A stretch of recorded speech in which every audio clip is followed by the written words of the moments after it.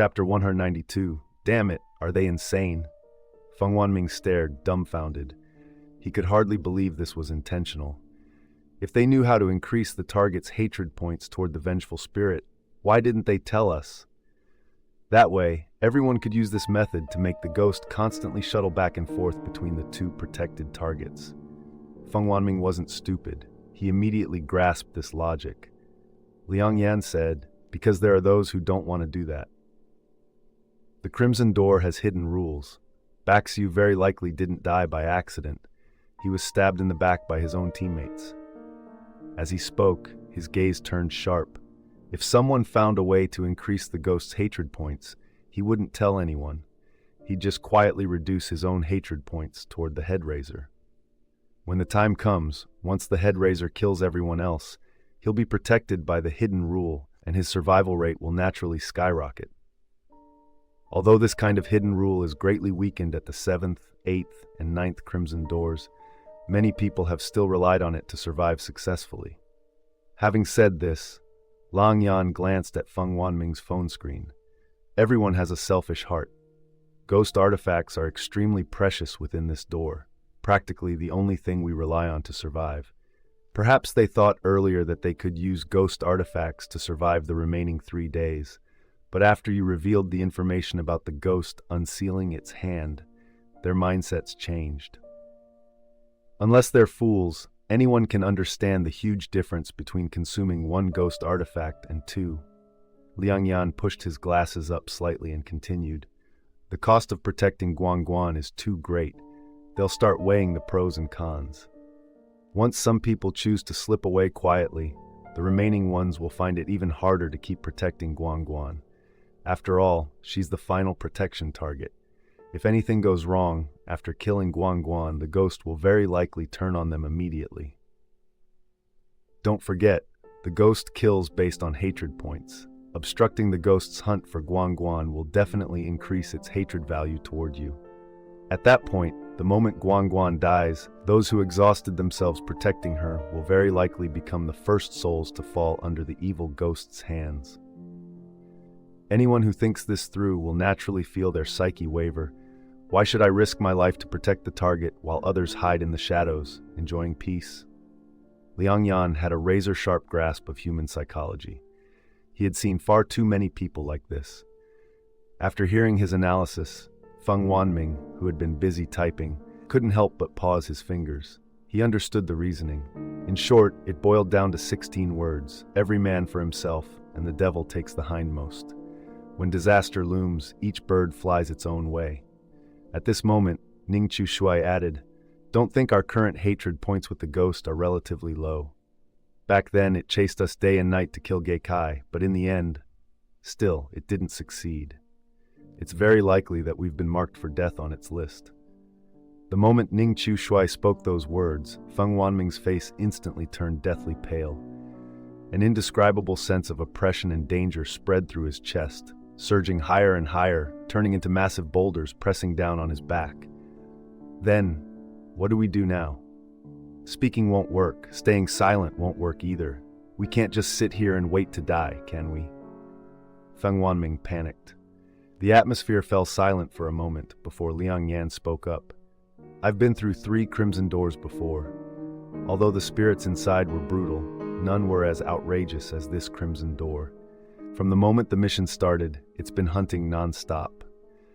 In this situation, even if we unite completely, it'll be extremely difficult to hold out until the 5th day.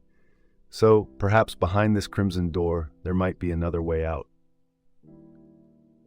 Chu Shui's earlier speculation should be posted in the group first. To ensure Guangguan doesn't die during this time, we need to get there immediately. We have to meet her before the spirit kills her. "I have something to say to Guangguan." Everyone nodded. Feng Wanming quickly followed Liang Yan's instructions and posted Ning Chu Shui's earlier deduction in the group. This speculation and reasoning immediately caused a huge uproar. Afterward, they contacted Wen Shui and quickly found a meeting point. Then, they would continue to protect the last one, Guangguan. At first, everyone showed reluctance and politeness, saying that Ning Chu Shui and the others had been exhausted all day and were the team's heroes, so they should rest more. But when they learned that once Guan Guan was killed, those protecting her would likely become the spirit's primary targets, they immediately dropped their fake courtesy. After a round of thanks, they handed Guan Guan over to Ningqiu Shui and the others as if a weight had been lifted off their shoulders. Everything went smoother than expected. However, this time a newcomer joined their team. Wen Shui. Everyone was a bit surprised by her joining. Your choice is simply suicidal. Feng Wanming stared sternly at the woman squeezed in beside him. 4 people were crammed into the back seat of this car. Wenjie looked at him. Aren't your actions the same as courting death? Feng Wanming glanced at Liang Yan, who was sitting next to the driver's seat, and said, We're different. We're seeking a way out of death. That spirit has too much enmity toward us. We can't just stand by and watch Guan Guan get killed by it. Otherwise, we'll be in great danger too. Wenxie was silent for a long time, a hint of hesitation flickering across her expression. But soon she made her decision. Big Boss Feng Wanming, I have some extremely important information to tell you. Feng Wanming was a bit bewildered at being suddenly called Big Boss by a young girl. Go ahead, say it, he spoke. Wenxie's eyes darted around. You have to promise to take me through this door first. Feng Wanming was at a loss for words after hearing that.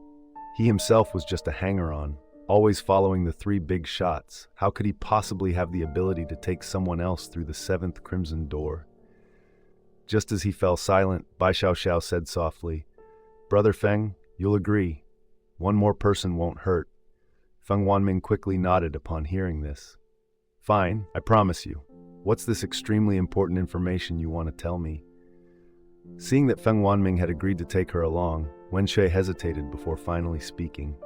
Mu Yunying has a problem. The deaths of Baxiu and Wang Zhen are very likely connected to her. Wenshui's words startled everyone. Liang Yan, sitting beside the driver's seat, tapped his fingers rhythmically on the seat and asked calmly. At that time, she was supposed to be responsible for protecting Guan Guan, while you all were responsible for protecting Wang Zhen. You were far apart. Why do you say Wang Zhen's death is related to her? Wenxie paused for a moment, then pulled her phone out of her pocket. It was still stained with blood that had turned brown. This is Baxiu's phone. Half an hour after he died, there was a conversation with Mu Yunying. After receiving that call, he took advantage of us not paying attention and led Wang Zhen away from the team. Because the ghost was chasing you all at the time, no one was particularly vigilant. We never expected an accident to happen. After saying this, Wenxie flipped through the chat log and showed it to everyone. Her expression was terrible, as if she couldn't understand what Mu Yunying had said to Baxiu that could have made him suddenly act so strangely. You didn't ask her afterward? Liang Yan looked at the rain outside the window, as if asking. Wenxue shook her head. I wanted to, but I didn't dare. You know, all the people there were hers. If this was really her doing, and she found out I knew, she might try to kill me. Liang Yan chuckled. A very good reason, simple and airtight. Wenxie frowned. You don't believe me? Contrary to her expectations, Liang Yan nodded slightly. No, I do believe you. I believe there must be some invisible hand behind Wang Zhen's death. Wenxie's face turned pale. So besides the ghost trying to kill us, now we have to watch out for our own teammates? Liang Yan countered. Why ask us? If you didn't think so, you wouldn't have come to us, would you? Wenxie's expression improved slightly. Even though I know protecting Guan Guan is extremely dangerous, compared to the ghost on the surface, a teammate stabbing you in the back is even harder to guard against. Feng Wanming nodded vigorously. Exactly. At that moment, Liang Yan looked at Guan Guan, who was sitting in the middle, trembling incessantly. After 2 days of absence, her entire spirit and energy had changed drastically, as if fear had drained her soul. It's almost dark, Guan Guan. Huh? Hearing someone suddenly call her name, Guan Guan instinctively looked up. After a moment of confusion flickering in her eyes, she nodded slightly. Yes, her voice trembled. I'll do my best to cooperate with you all. Please don't abandon me. Please help me. Afterward, whatever reward you want, as long as I can afford it, I'll give it to you. Her tone was sincere, a stark contrast to the stubborn Geikai from before. But Liang Yan's expression didn't change in the slightest. I don't want a reward. I want to know the truth. How did you kill Wang Chengshu?" At the mention of the name Wang Chengshu, the two people sitting beside Guangguan clearly felt her body suddenly jolt. I don't know." Guangguan's voice choked. "I didn't kill him. Yue Wen did it. She was Wang Chengshu's college girlfriend. They talked for a year, but in the end, she thought Wang Chengshu was too poor and lacked ambition, so she broke up with him. But I don't know what happened a while ago. They got back together. That day, we went to the small log cabin. Yue Wen held Wang Chengshu's hand and told him she had prepared a surprise on the mountain. Then the two of them left. After that, Yue Wen came back alone, and Wang Chengshu was missing. Perhaps out of fear or an unwillingness to recall that day's events, Guangguan's account wasn't very coherent, but everyone could understand. Behind the mountain is a cliff. Yue Wen is quite frail. Even if Wang Chengshu was off guard, it wouldn't have been easy to kill him in the woods. I guess she might have pushed Wang Chengshu off the cliff and let him fall to his death. As Guangguan finished speaking, a sudden clap of thunder roared overhead. She screamed in fright, immediately covering her head with both hands, trembling. I really was deceived from the start. I didn't do anything," Liang Yan said. "Maybe that's why it will kill you last." Guangguan sobbed. "I didn't harm him. It was all Jie Kai's scheme. He's addicted to gambling, gambled away his house, his wife and children. In the end, I heard he even gambled away his own organs. Debt collectors came to his door. He was truly at his wit's end, had no way out, so he staged this whole act.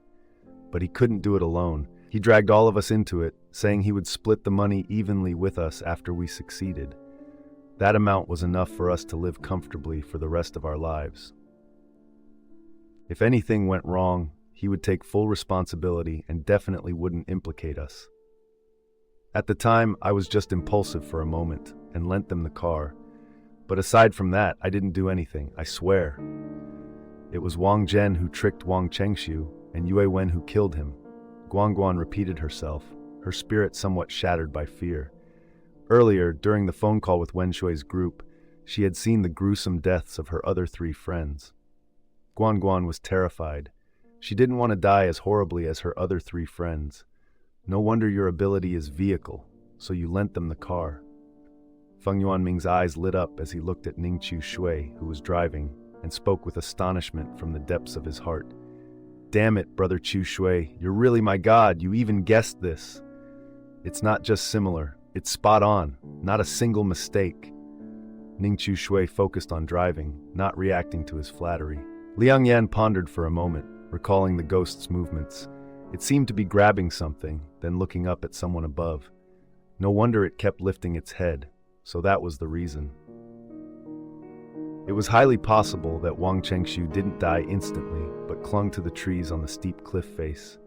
However, Yue Wen clearly gave him no chance, either smashing him with rocks or simply watching him fall before leaving. He suddenly remembered something and asked Guangguan, "Wang Chengshu was very poor, wasn't he? Why did Jie Kai seek him out when he needed money?" Guangguan sobbed. "He was dirt poor, usually filthy and lazy. Everyone looked down on him. But who would have thought someone like that would win the lottery jackpot? At the time, he excitedly posted it on his moments, and even though he deleted it seconds later, Jie Kai still saw it. After that, Jie Kai invited him out for drinks to chat, and while he was drunk, he pried the information out of Wang Chengshu.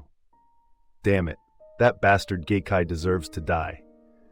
After hearing Guangguan's account, Feng Yuanming couldn't help but curse. Stay away from gambling, cherish life. That scumbag not only ruined himself, but also dragged his friend down with him. Do you still remember where Wang Chengshu died?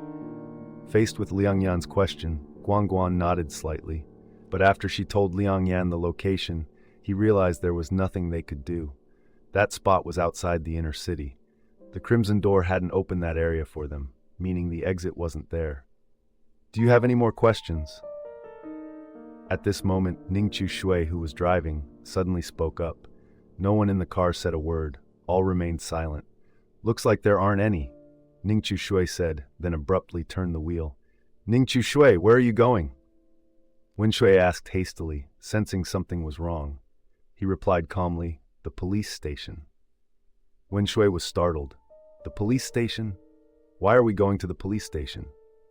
Ning Shui glanced at Guan Guan in the rearview mirror. I recorded the conversation just now. I'll hand over the recording and Guan Guan to the police later. Feng Yuanming was also stunned. Brother Chu Shui, weren't we supposed to protect her?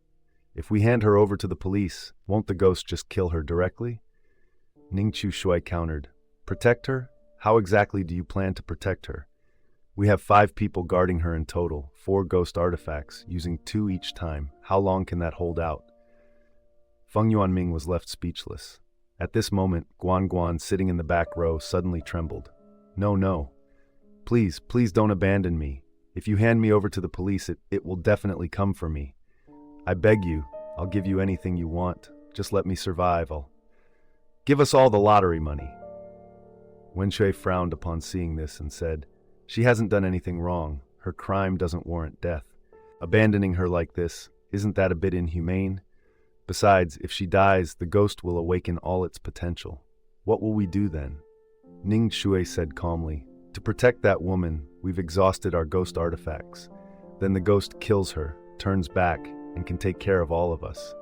No one can escape. In the end, she's going to die anyway.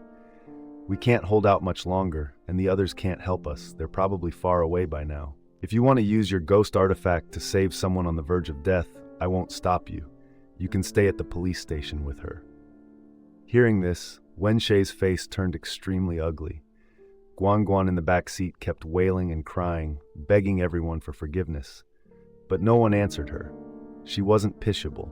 In essence, the moment she leant out the car was like handing a knife to a murderer. An accomplice is also a criminal, not innocent. Ning Shui quickly drove her to the nearest police station. They dragged her inside, ignoring her screams, handed over the recordings and documents to the police, and left after completing the handover procedures. What do we do now? 8 immortals crossing the sea, each showing their divine power? Wenshui's expression was grim. If not, then what? Ning Shui retorted. Based on the grudge points, the ghost will probably come for us first. Take a taxi yourself. Don't get caught up in it. Wenshui left with a dark face. After seeing her off, Ning Shui also drove back to the city center. During this time, Liang Yan suddenly said something puzzling. You think it's her too? Ning Shui nodded. Definitely her.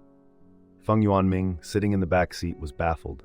Chu Shui Gei, Uncle Yan, what are you two talking about? Ning Shui said, The one who killed Wang Zhen and Baxu wasn't Mu Yunying, but Wen Jie. Hearing this, Feng Yuanming grew even more confused. He felt his intelligence was insulted. They had all been together the whole time. Why was he the only one who seemed like an idiot? Wait, Chu Shui Gei, how did you figure that out? Ning Shui replied, Wen Shui said that Baxu received a call from Mu Yunying before taking Wang Zhen away. But in reality, when she showed us Baxu's phone, the latest chat log had 2 very small words. What words? Call out. When Feng Yuanming heard this, he almost stopped breathing. I see. What a brilliant detail. So she was lying. That call must have been made to Mu Yunying, not received from her. Also, everyone else avoided Guan Guan like the plague. Only she dared to get close. Why? Because she knew what she had done earlier, weakening the ghost's hatred toward her.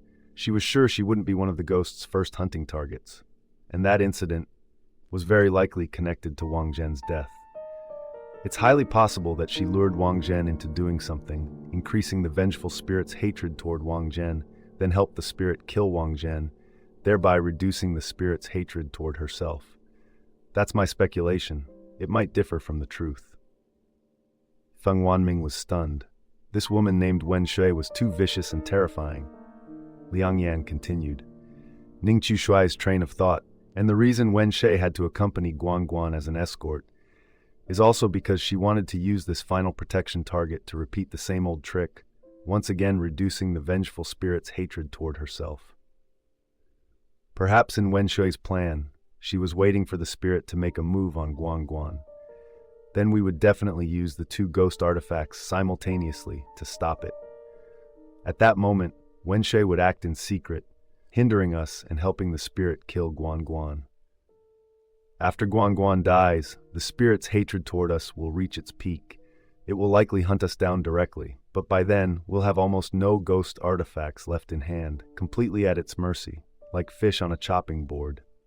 The most terrifying part is that no one will know what Wen Shui did because the spirit will help her wipe us out first, the ones who know. Ning Shui smiled and said, "Exactly. But this plan requires teammates to cooperate to be effective. Otherwise, her role won't stand out, and the spirit's hatred toward her won't shift." Hearing this, Feng Wanming almost couldn't help but curse. This damned woman, she was simply full of schemes, rotten, she deserved to die. "So, Chu Shui, that's why you wanted to bring Guan Guan to the police station?" Bai Xiaoxiao's eyes flickered slightly. Ning Chu Shui drove as he spoke. "Yeah, even if I die early, I won't let her live too comfortably in this door." "Well said." Feng Wanming swung his arm, punching the air fiercely, but soon his expression darkened. "But we only have 3 ghost artifacts in hand. How do we deal with a lifting head that has 4 abilities? Unless something unexpected happens. It will come for us first, won't it?" After a brief silence, Bai Xiaoxiao said gloomily, "Actually, there is a place that might be relatively safe. Maybe we can try our luck there." Facing the current desperate situation, Bai Xiaoxiao's words were like a glimmer of hope in the dark night, lifting everyone's spirits. "Sister Xiaoxiao, where is it?" A spark flashed in Bai Xiaoxiao's eyes. "Milin apartment complex." "Huh? That place isn't." "Yeah." Bai Xiaoxiao suddenly pulled out a set of keys. "Got it from Guan Guan." Before leaving the rental house, Guan Guan locked the door. "That room is hers." Hearing this, Feng Wanming hurriedly fumbled for the ghost artifact on his person. Seeing his panicked look, Bai Xiaoxiao couldn't help but glance sideways. "Stop fumbling. Ghost artifacts are personal items. You don't have the right to give them to me, and I can't use them even if I get them." Feng Wanming gave an awkward smile, as if realizing his actions had somewhat insulted Bai Xiaoxiao's dignity. "Sorry, Sister Xiaoxiao. I just felt itchy. Liang Yan had already used his phone to relocate the address and placed it in front of Ning Shui. "Chu Shui, we might need to change our route a bit," Liang Yan said. "That ghost can guess our purpose and block us on the shortest path." Feng Wanming, prepare the ghost artifact and focus your mind. Once that ghost appears, you and I will use the ghost artifact simultaneously to capture it. Feng Wanming nodded, pulling out a wig from his person and gripping it tightly in his hand. The wig was long and tangled, faintly still moving slowly, as if it were alive. It emitted a faint fragrance, perhaps that of a woman. Ning Shui was driving along a road with no end in sight, occasionally glancing at the map on his phone. Because the relentless rain had plunged the entire city into mist and hazy darkness, and as time gradually shifted into night, the surrounding light vanished at a visible rate. Ning Shui had to turn on the headlights early. "Everyone, don't look directly at the headlights ahead. If something happens to me, find a way to wake me up," Ning Shui said, his tone carrying a hint of gravity. They already knew the ghost could use illusions on people.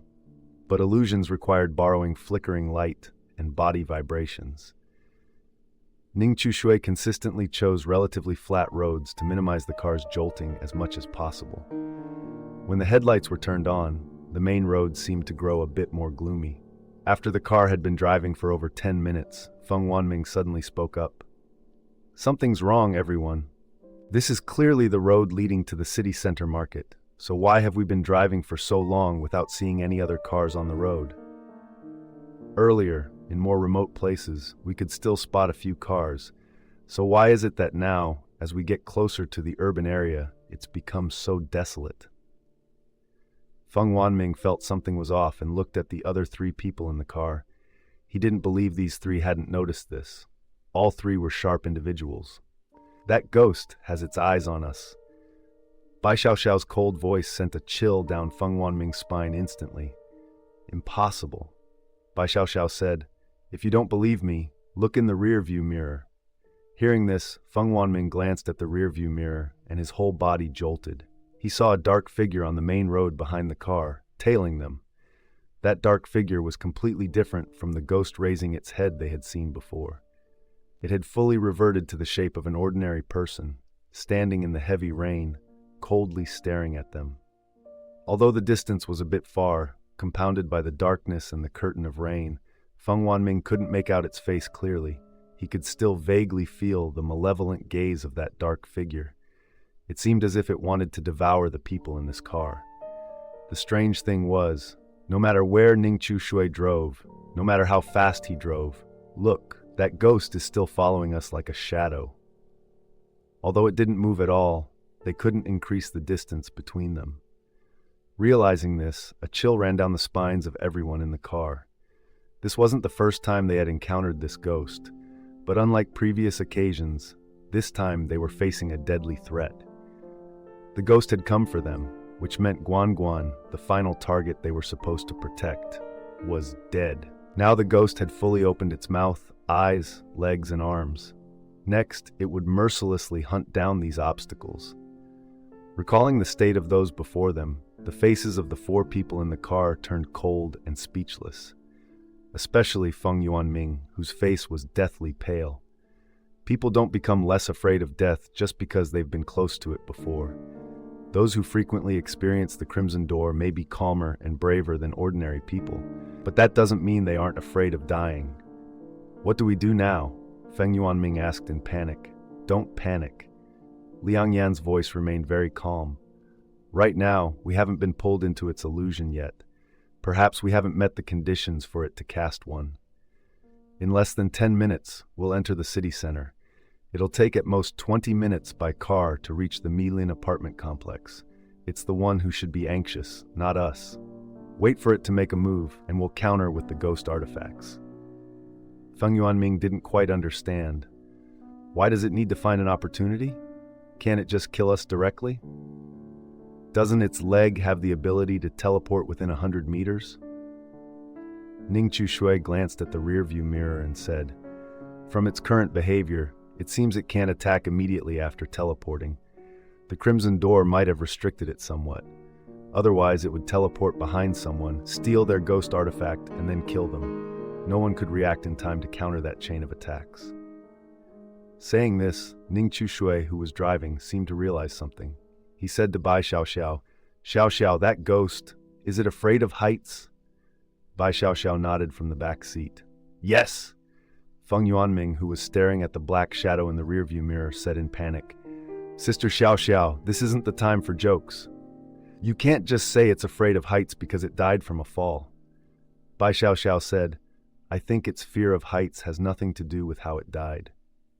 Of course, I can't be completely sure, but we have to take a gamble. Otherwise, we'll just be waiting to die." Earlier, the Crimson Door revealed some vague details, all pointing to it being afraid of heights, but I didn't pay much attention at the time. It wasn't until today, when I learned from Guan Guan that Wang Chengshu died from falling off a cliff, that I thought of this.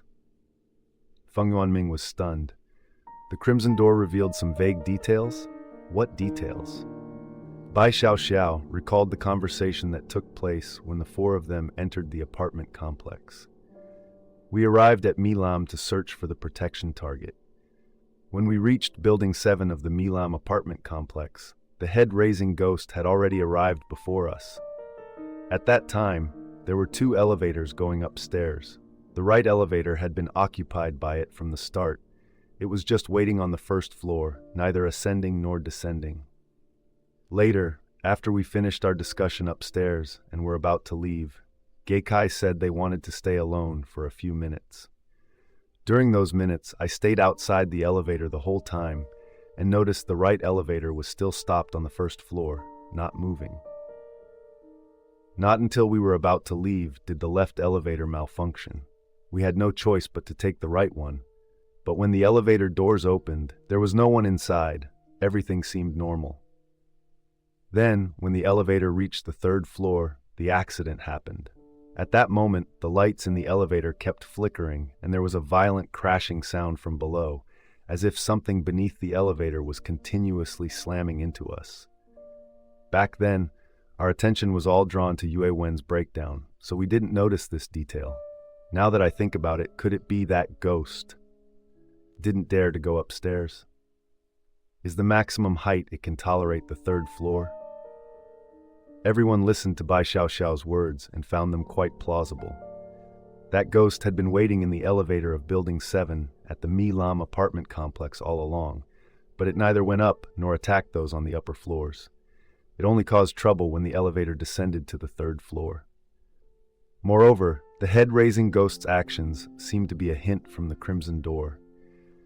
There are many ways a person can die from a fall, but it was designed by the Crimson Door to have its head raised as far back as possible, as if Wang Chengshu was looking up the people and the killer above before his death, rather than being afraid of heights and not daring to look down at the cliff.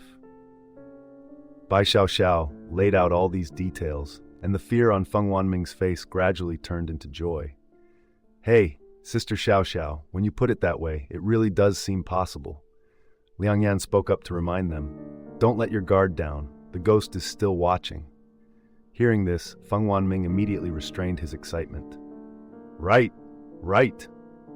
The car continued to drive steadily. The terrifying black shadow behind the four of them was like a cunning hunter, silently observing its prey without any rush. But when Ning Chu Shui officially drove onto Avenue 3 within the city limits, the terrifying black shadow behind them suddenly moved. In the rearview mirror, beneath the curtain of rain, it sprinted toward them at an extremely fast speed. This sight immediately put everyone on edge, especially Feng Wanming, who panicked and turned his head to look behind the car, but he saw nothing. The rain was pouring down, and the area behind the car was empty. No person, no ghost. "It's not behind us?" Feng Wanming's mind went blank for a moment. He had clearly seen this ghost in the car's rearview mirror. Why had it vanished when he turned around? Could it be it was inside the car's rearview mirror? Although Feng Wanming wasn't particularly clever, some things had little to do with intelligence. After repeated encounters with ghosts, Feng Wanming had become deeply immersed in the mysterious and inexplicable abilities of the supernatural. He realized this in an instant, but when he turned back, he found himself unable to move. Glancing at the rearview mirror, Feng Wanming's eyes suddenly filled with terror. He saw Ning Chu Shui and the other three sitting in the car's rearview mirror, but beside Bai Xiaoxiao, his own figure was gone. He had been dragged into the mirror world by the ghost. Damn it, he cursed silently in his heart. The powerful ghost artifact on him should have triggered a protective effect, but now it was eerily silent. At that moment, Feng Wanming instantly realized that his ghost artifact had been stolen by the ghost. A pair of cold, pale hands gently rested on his shoulders. Fear and despair flooded his chest. His gaze fell on the three remaining people in the car. Only they could save him now. But would they really save him? Did they have any obligation to save him? At present, they only had 2 ghost artifacts in hand. How precious they were went without saying. Why would they waste them on him? Putting himself in their shoes. If it were him, he wouldn't save them. Thinking this, Feng Wanming's heart was completely engulfed by fear. He was definitely going to die. At this moment, the 3 people in the car also saw Feng Wanming in the rearview mirror. Bai Xiaoxiao's eyes flickered slightly. "Save him?" she asked. The ghost didn't seem to kill Feng Wanming immediately, but rather waited for them to make a choice. Liang Yan looked straight ahead and said calmly, "Don't ask me. This time, you decide." Bai Xiaoxiao bit her lip lightly. She always had this little habit when hesitating. "How about you decide? The ghost artifact is with you. I don't have the right to decide whether to save him or not." Ning Chu Shui glanced at the glove compartment in the car, where there were a few loose coins, probably left behind by Wen Shui's group earlier. Maybe they had bought something, gotten change, and casually tossed it into the car. Ning Chu Shui steered with one hand and took out a coin with the other. Then let fate decide. Heads, we save him. Tails, we don't. Feng Wanming in the rearview mirror seemed to hear this, his eyes fixed on the coin in Ning Chu Shui's hand. Ting! When Ning Chu Shui flicked the coin with her fingertip, almost everyone's attention was drawn to the coin suspended in midair. In that moment, time seemed to slow down. Would he die? Feng Wanming in the rearview mirror stared at the coin in the air, holding his breath. For him, this wasn't just a coin, it was his life. Just as the coin was about to fall, a hand suddenly appeared, catching it tightly, gripped firmly in the palm. Heads or tails? Liang Yan asked calmly. Ning Chu Shui didn't even look, slipping the coin into her pocket. "Face up!" he said. Crack! Just as Feng Wanming was still bewildered, Liang Yan suddenly lunged forward, smashing his jade bracelet hard against the rearview mirror above his head. Without a moment's hesitation, the rearview mirror shattered. Everyone's vision blurred slightly. When they regained their senses, Feng Wanming had returned to his seat in the back. He frantically touched his shoulder, but aside from a puddle of water, there was nothing there. "Thank you. Thank you." Feng Wanming, overwhelmed with emotion, nearly burst into tears. The next moment, the car plunged into the bustling crowd in the city center, while a strange black figure still stood on the main road they had just passed, coldly watching them. "Hurry up!" Everyone sprinted at full speed into Building 7 of Milin apartment complex, waiting in the lobby for the elevator to slowly descend. They didn't know how long the ghost artifact could suppress the evil spirit, but it certainly wouldn't be long. For now, the only option was to return to apartment 1043 in Building 7 as quickly as possible. Feng Wanming, who had just returned from the brink of death, stood at the elevator door, watching the red numbers steadily decrease. His heart felt like it was about to leap out of his throat. "Hurry up! Hurry up!" he screamed wildly in his mind, occasionally turning his head to look at the heavy rain outside the apartment building, terrified that a ghostly figure might suddenly appear there. Finally, the elevator reached the first floor. They hurried inside and pressed the button for 10. The elevator began to ascend. Only when the number 3 changed to 4 did the 4 people inside finally breathe a sigh of relief. If Bai Xiaoxiao's earlier speculation was correct, they were now safe. The ghost dared not go above the 3rd floor. When they reached the 10th floor, the elevator doors opened. Bai Xiaoxiao took out her keychain, tried a few times, and unlocked the door to apartment 1043. Everyone then walked straight in. Bam! Feng Wanming, the last to enter, closed the door and let out a long sigh of relief, saying, "Thank heavens, finally safe." "Brother Thu Thui, Uncle Yan, thank you both so much." He expressed his gratitude to the two with a thankful expression. Ning Chushui handed him the coin from earlier. "Keep it safe. This is your lucky coin." Feng Wanming took the coin from Ning Chushui's hand and gratefully put it in his pocket. Ning Chushui walked over to the sofa in the living room and sat down. Suddenly, a thought struck him. He sniffed the finger that had just held the coin. There was no smell. Normally, coins don't leave any scent, but this did little to ease Ning Chushui's unease. Because the car's storage compartment only contained 1 yuan coins, with no paper money or coins of other denominations. When they bought the car, these coins weren't there. They only appeared in the car after they had handed it over with Wen Zhui's group. It felt very strange. These coins didn't seem like they were meant for making change. Rather, they seemed deliberately placed. He took a sip of water and tilted his head to look at Liang Yan, who was sitting beside him. Liang Yan also had a coin in his hand, which he had picked up when getting out of the car. At this moment, he was carefully observing the coin, his gaze vacant, as if lost in thought. Something. "Hey, Uncle Yan, what are you looking at?" Feng Wanming walked over at that moment and asked casually. Liang Yan raised his eyes to look at him, suddenly smiled, tossed the coin in his hand into the air, then caught it in his palm and said to him with a grin, "Guess, heads or tails?" Feng Wanming laughed. "Heads." Liang Yan opened his hand. "Wrong, it's tails." His voice suddenly carried an unfathomable, eerie undertone. Feng Wanming naturally didn't catch it, but Ning Chushui, standing nearby, stared intently at the coin in Liang Yan's palm. "Chushui, did you notice anything?" Liang Yan asked. Ning Chushui shook his head, his tone strange and grave. Those coins had no use being left on the bus, so they weren't deliberately placed there by someone. It's more like some people before exchanged a lot of 1 yuan coins, but didn't take them all. These are just a few leftovers. But why would anyone exchange so many 1 yuan coins? He truly couldn't understand. Seeing Ning Chushui frowning in thought, Liang Yan didn't disturb him further. He placed the coin on the tea table, tails facing up.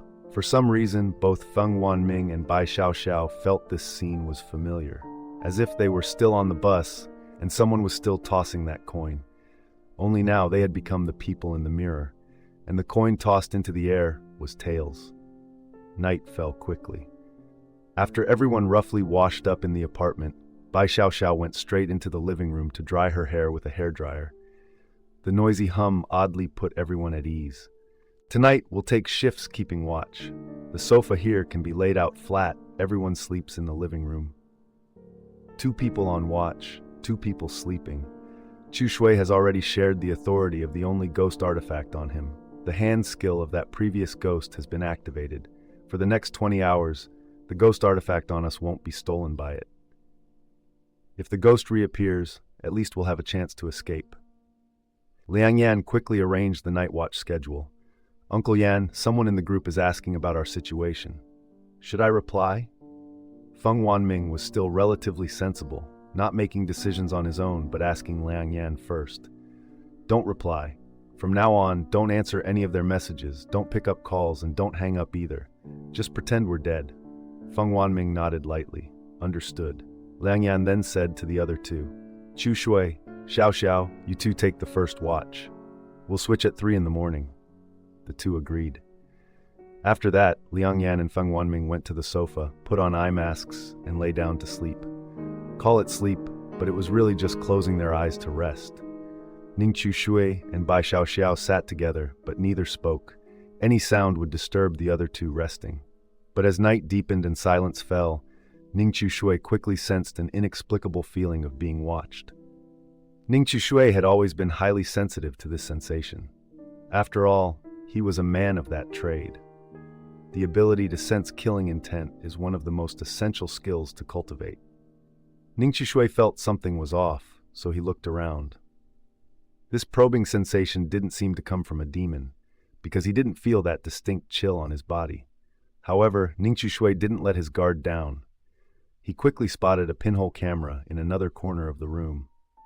This camera was hidden inside the power socket next to the TV cabinet, and its aim was directed at the living room. Someone is monitoring this room? Ning Chu Shui narrowed his eyes. Bai Xiao Xiao also noticed Ning Chu Shui's discovery. She immediately grabbed some paper and stuffed it into the hole in the power socket. Could it be Wen Shui and the others? Bai Xiao Xiao's voice was heavy. Ning Chu Shui hesitated for a moment, then nodded slightly. Very likely. Suspicion filled both their hearts. A pile of strange 1 yuan coins, a pinhole camera. Was there an inevitable connection between these 2 things? Those people. What exactly did they want to do? Ning Chu Shui couldn't understand it, but he always felt that the shape of these coins resembled something. Sitting down on the sofa, he stared intently at the coin. Liang Yan had left on the coffee table, its obverse side facing up, his gaze sharp. The sense of unease in his heart grew stronger. Coins. Surveillance. Ning Chu Shui muttered repeatedly, trying to solve the puzzle. Bai Xiao Xiao gently used her hand to spin the coin on the table into an upright position, carefully examining it. It was this action of hers that caused the number 1 on the coin to point toward Ning Chu Shui. Seeing this number, Ning Chu Shui suddenly understood. 1 is the elevator, he shouted, then immediately woke the other 2 who were sleeping, and together they walked out to the hallway outside the apartment. What's wrong, Chu Shui Jie? Feng Yuanming was confused, but he also knew how dangerous their current situation was. That terrifying demon could come knocking at any moment to slaughter them. Ning Chu Shui's eyes were like stars as he said, "We've been framed by someone." Everyone hurried to the elevator door, staring at the 2 elevators on the left and right. They quickly realized that the elevator on the right was still stopped on the 1st floor, while the elevator on the left was slowly ascending. It had already reached the 7th floor. Lucky we made it in time. Ning Chu Shui breathed a sigh of relief. At this moment, even Liang Yan didn't know what Ning Chu Shui was thinking. Let's go upstairs first, up to the 11th floor. Ning Chu Shui looked at the left elevator continuing to rise and suddenly made a strange choice. Liang Yan and Bai Xiao Xiao didn't doubt him and decisively went upstairs with him. Feng Yuanming saw everyone leaving, so he didn't feel comfortable staying alone and had to follow behind the 3. He just found it very strange. Why did Ning Chu Shui suddenly say they had been framed by someone? They reached the 11th floor. The left elevator had already reached the 12th floor, and it continued to go up, finally stopping. Floor 23. At this moment, the elevator on the right was still stopped on the 1st floor. Chu Shui, what do we do next? Feng Wanming stepped forward, his mind currently filled with questions. Ning Chushui replied, "Wait. Wait for the left elevator to start descending, then the right elevator will ascend. And inside the left elevator, very likely, is the person who tried to harm us." As the saying goes, arriving early is not as good as arriving on time. Our luck is truly not bad. If I had discovered the problem even a moment later, perhaps the person who appeared in the elevator would have been that ghost. As for the details, I'll explain to you all later. The three people beside him all nodded slightly, warily watching the left elevator. The atmosphere was inexplicably tense. When the left elevator had stopped at the 23rd floor for a while, it began to descend, while the right elevator, which had been stopped on the first floor, truly began to slowly ascend. Everything was exactly as Ning Chushui had said. Damn, that's incredible. Feng Wanming's mouth hung open in shock. The others were also stunned. The left elevator stopped at the 22nd floor, while the right elevator continued ascending all the way to the 23rd floor. After only a short wait, the left elevator, which had stopped at the 22nd floor, began to descend once again. It was at this moment that Ning Chushui quickly pressed the button for the 11th floor. In a moment, no matter how many people you see inside the elevator, drag them all out and subdue them. If necessary, use force. Ning Chushui instructed. Bai Xiaoxiao glanced nervously at the surveillance camera on the floor. There should be surveillance cameras in the elevator too. What if we're seen? If someone discovers this, it could have very bad consequences for us. Ning Chushui shook his head. We can't worry about that right now. No matter what, we have to deal with tonight's matter first. If we don't, we'll all be dead by tonight. Bai Xiaoxiao made an okay gesture, flexing her ankles and knuckles. When the left elevator stopped at the 11th floor, accompanied by a ding, the three people standing beside Ning Chushui were ready to strike. As the elevator doors slowly opened, the light inside illuminated the space. Standing there was indeed a person. Moreover, it was a familiar face. The moment she faced the five people outside the elevator, Wenshui's expression suddenly changed. As if going mad, she frantically pressed the door close button. But Liang Yan had already stepped forward, using his body to block the elevator doors. Immediately after, Bai Xiaoxiao grabbed Wenshui by the hair and dragged her out of the elevator. Wenshui wanted to scream to attract the attention of the surrounding neighbors, but how could Bai Xiaoxiao not have anticipated this? She directly took a sock, which she had apparently removed at some point, rolled it into a ball, and forcefully stuffed it into Wenshui's mouth. Wenshui's eyes bulged. Although she could still make sounds, they were very faint. Just like that, Wenshui was subdued by the three of them. Ning Chushui told them to go back to the room first, while he himself entered the elevator. His gaze stopped on the buttons, and his eyes flickered slightly. Sure enough, every button in the elevator was pasted with a coin. At first glance, it was as if every floor was the first floor. Ning Chushui peeled off a coin at random and saw that the back of it was stuck with chewed gum. This was a very good adhesive, especially since the coin was slightly smaller than the elevator button, wedged into the outer frame. If the coin were simply taped on the outside, the button couldn't be pressed. But with some gum in the middle, it was different. Just a light press on the coin outside, and the gum would naturally push the inner button. Ning Chushui looked up. The floor indicator above his head was also sealed shut with a very thick piece of cardboard. Inside the elevator, the ghost can't see which floor it's on. It can only judge by the numbers on the buttons and the display. Wenshui first changed all the button numbers to 1, then covered the display numbers. She wanted to go down to the first floor herself and trick the ghost into going up to the 10th floor. A sharp glint flashed in Ning Chushui's eyes.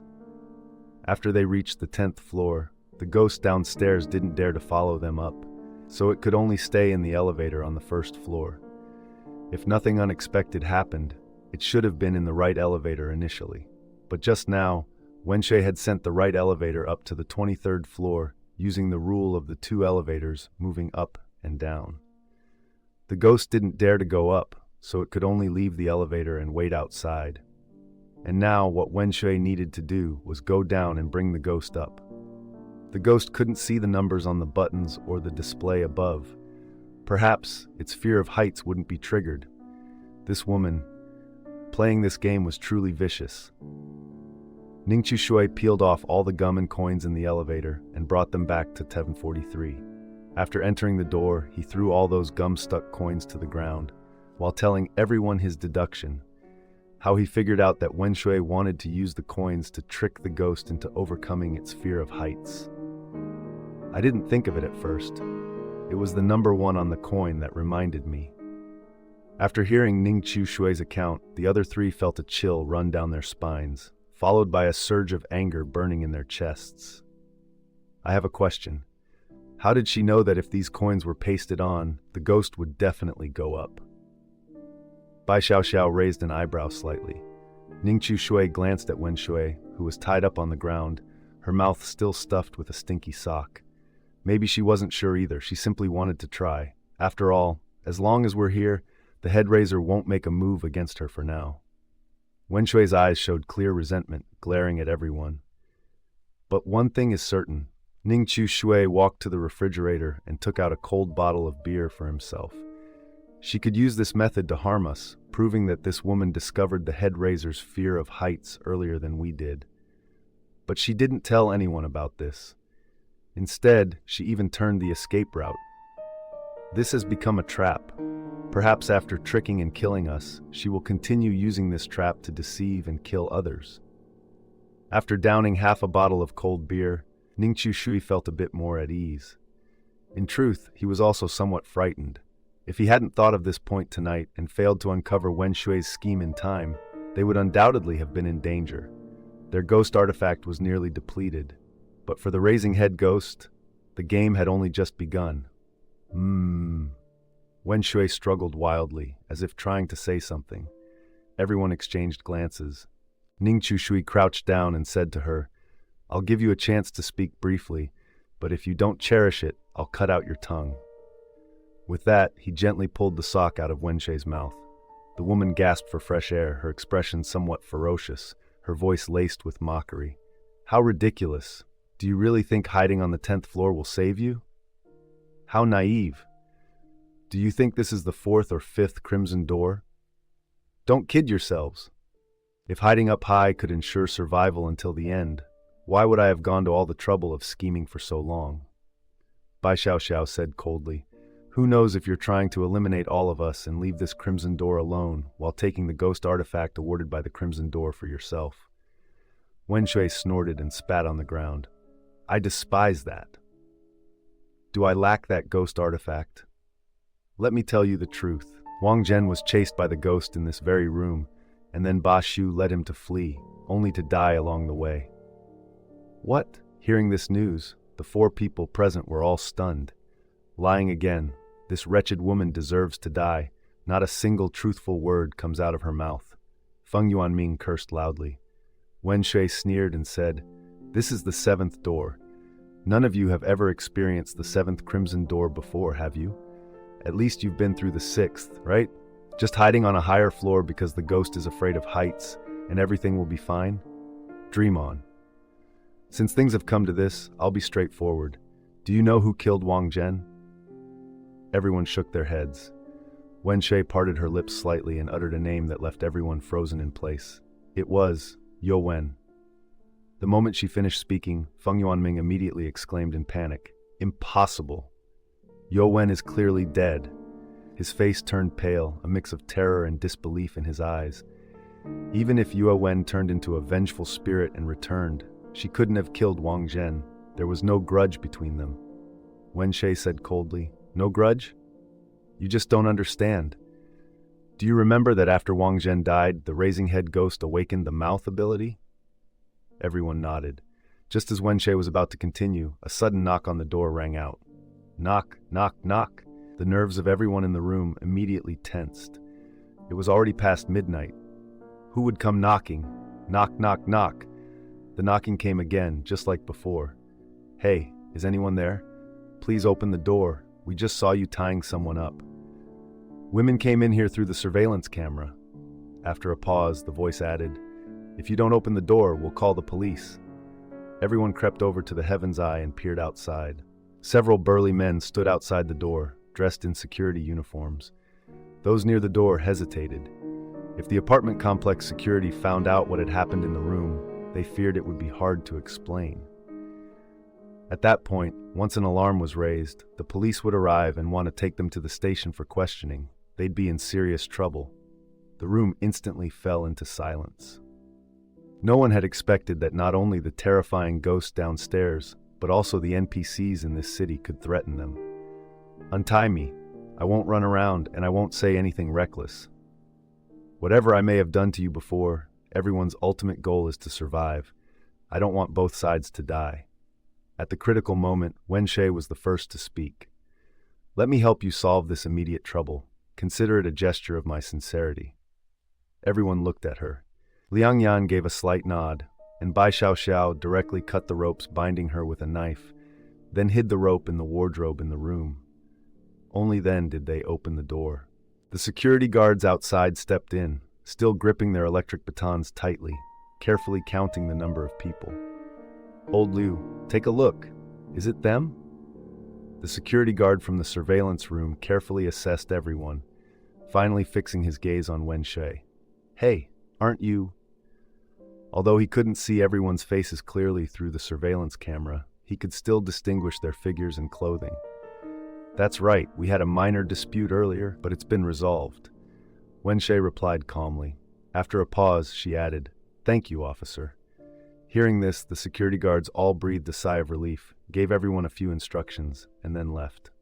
Closing the door, Wenxue sat down on the sofa. "Open a bottle of wine. Let's talk while we drink." Her face carried an indescribable gloom. "I'll be straightforward. The reason I'm willing to cooperate with you isn't that I'm out of options, but because I think you're now qualified to work with me." Ningqiu Shui went to fetch all the wine from the fridge. Liang Yan and Bai Xiao usually didn't drink in the Crimson Door, and he himself only had a little. Feng Wanming, on the other hand, drank quite a bit, but his tolerance was excellent. After several bottles, his eyes didn't change at all. About what just happened? After downing a bottle of wine, Wenxue's complexion improved slightly. Wang Zhen really did have a grudge against Yue Wen. He talked a lot, which is why the head razor awakened its mouth ability after killing him. But he didn't just deceive Wang Chengshu, he also tricked Yue Wen. He had Yue Wen get close to Wang Chengshu and secretly help them complete this plan. Although Wang Zhen wasn't very courageous, he was quite eloquent, and Yue Wen was convinced. So she followed Gai Kai's plan and ultimately won Wang Chengshu's trust, mending her relationship with him. Guan had already told you all a bit about this in the car earlier. The four of them nodded. After hearing this, they realized they had missed a very crucial detail. Seeing their expressions, Wenxue sneered coldly. "It seems you've finally figured it out. Why would that woman, Yu Wen, help Gai Kai and the others kill Wang Chengshu when she had clearly already won him over? If she chose to protect Wang Chengshu, wouldn't she have gained his trust and affection? Then the two of them could split the money. Even if she got a smaller share, at least she wouldn't have to worry about the future. But if she sided with Kai, that money would have to be split 4 ways, and if anything unexpected happened, they might face prison time. No matter how you look at it, the first choice is better than the second." Yet Yue Wen chose the latter. After Wenxue laid it all out, even Feng Yuanming, who was always slow on the uptake, understood immediately. He slapped his thigh. "Damn it, that's right. There's no reason. Why would she choose to split it 4 ways when she could clearly split it 2 ways? Could it be?" Wenxue continued coldly. "Exactly. Wang Zhen used sweet talk to deceive her. Gai Kai, the mastermind behind it all, had anticipated this, so he had Wang Zhen continuously brainwash Yue Wen, making her extremely suspicious of Wang Chengshu, not daring to trust him at all. Among those 4, only Guan was a bit cleaner. His level of involvement wasn't as high as the others. The other 3 were no good. Yue Wen was a prostitute, addicted to drugs and infected with a sexually transmitted disease. Wang Zhen was a con artist always wanted by the police, usually afraid to spend money in case it got traced, desperately needing a windfall to throw the cops off his trail. I don't need to say much about Gai Kai. You all know him better than I do. After Wang Chengshu won the lottery, he had 2 months to claim the prize, but he didn't cash it in right away. That's when Jie Kai noticed him.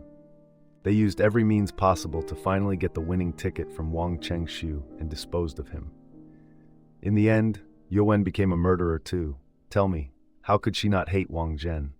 After hearing the relatively complete story from Wen Shei's mouth, a huge wave surged in everyone's hearts. According to what you're saying, if they die and become vengeful spirits seeking revenge, wouldn't we be doomed? Feng Yuanming's face turned pale. Not to mention the others, Guan Guan would definitely hate them. Once Guan Guan also turned into a vengeful spirit and came back for revenge, with both sides attacking at once, and only one ghost artifact left in their hands, they would surely have no chance of survival. After all, Wang Chengshu was afraid of heights, and so was Guan Guan. I still can't be completely certain. I'm still very confused. After all, up until now I haven't seen the spirits of Wang Zhen and Jie Kai. Wen Shui spoke, but Feng Yuanming still found it hard to believe. This woman was too clever, too skilled at acting. He had been deceived before, and he had to stay vigilant. If that's the case, why didn't you tell the truth to the others back then? Wen Shui glanced at him, then at Ningqiu Shui and the 3 people beside him, and couldn't help but let out a smile. It was a sneer. You're so foolish and naive, but you're also quite lucky. If you hadn't met these 3 people, you might have died without even knowing how. Do you really think Mu Yuanying is a good person? After stepping through this door, everyone has their own agenda. Not only did she fail to provide us with any real help, but every time we sought her out, she never responded in time.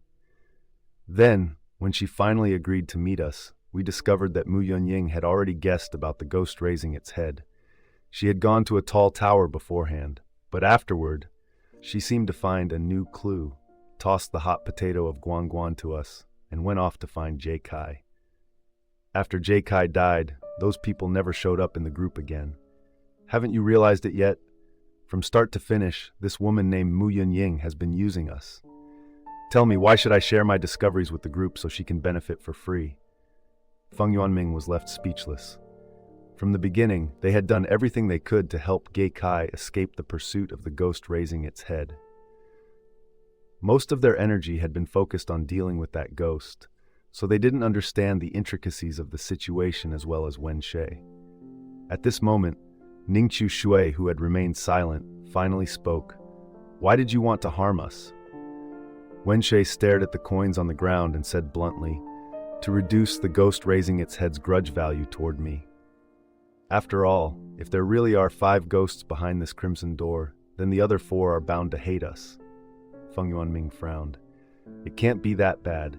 I think at least Jie Kai wouldn't hate us. We did everything we could to protect him. Before he could finish, Bai Xiaoxiao softly interjected. No, old Feng, she's right. If those 4 really turn into ghosts, they will definitely hate us. Feng Yuanming's eyes widened. Why? Bai Xiaoxiao said bitterly. Because Wang Chengshu was the one who wanted to kill them, and Wang Chengshu was afraid of heights. He couldn't go upstairs. In other words, if we hadn't interfered, they wouldn't have died. This crimson door gave us a way out from the very beginning, but we didn't seize it, and no one could have seized it. Because at that time, no one could have guessed that the ghost raising its head was afraid of heights. Feng Yuanming's face stiffened.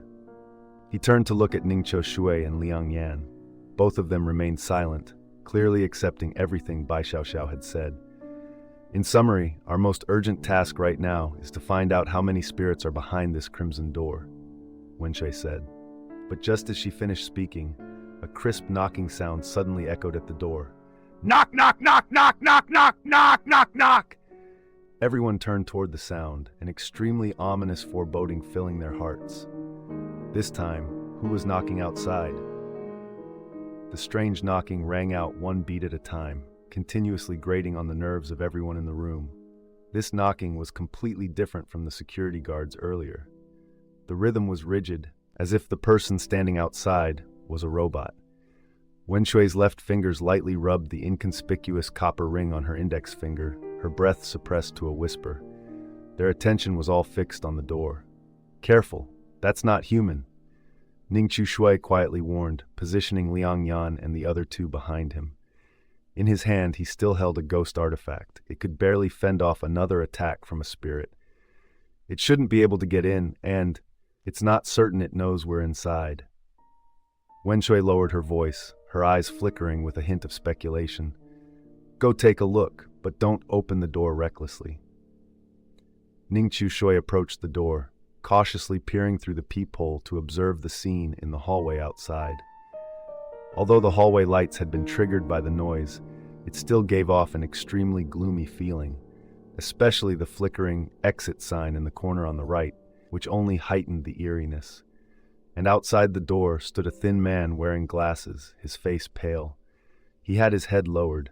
Ning Chu Shui couldn't see his face, but Ning Chu Shui knew what he was wearing.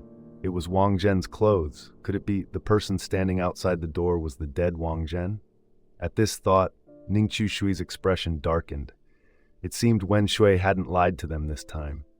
After the four of them died as guards, they would turn into vengeful spirits and return for revenge. So there were a total of 5 spirits behind this crimson door. This is the difficulty of the 7th crimson door. Ning Chu Shui felt sweat trickling from his palms. He often felt tense, but rarely this tense. Bang, bang, bang, Wang Zhen pounded on the door again. This time, the sound was much louder than before, and it seemed to be raising its head. A chill ran down Ning Chu Shui's spine. He quickly crouched down, signaling the others behind him to do the same. Who's out there? Wang Zhen. The brief exchange made the faces of everyone in the room suddenly turn deathly pale. Wang Zhen had turned into a spirit too. A thing called the scent of death slowly seeped into the room through the crack in the door. Why did Wang Zhen come? Even if he wants revenge, there are plenty of living people. Why did he choose us? Liang Yan, crouching behind Ning Chu Shui, pondered this question, his gaze suddenly falling on Wen Shui. Could it be because of her? Wen Shui's previous team was indeed responsible for guarding Wang Zhen. After that, Wang Zhen died, and it was only natural for him to bear a grudge against them. It can't open the door. Don't panic, Ning Chu Shui said. Feng Wanming's hands, which had been steady after drinking several bottles of beer, now began to tremble. Does this bastard have any sense? Knocking on doors in the dead of night without worrying about disturbing the neighbor's rest. He cursed silently in his heart. But after Ning Chu Shui spoke, his heart did calm down a little. Everyone had spent 3 days in the world behind this door, knowing that the vengeful spirit behind the crimson door wasn't heavily restricted in its ability to kill. Once it found you and could strike, it certainly wouldn't waste words.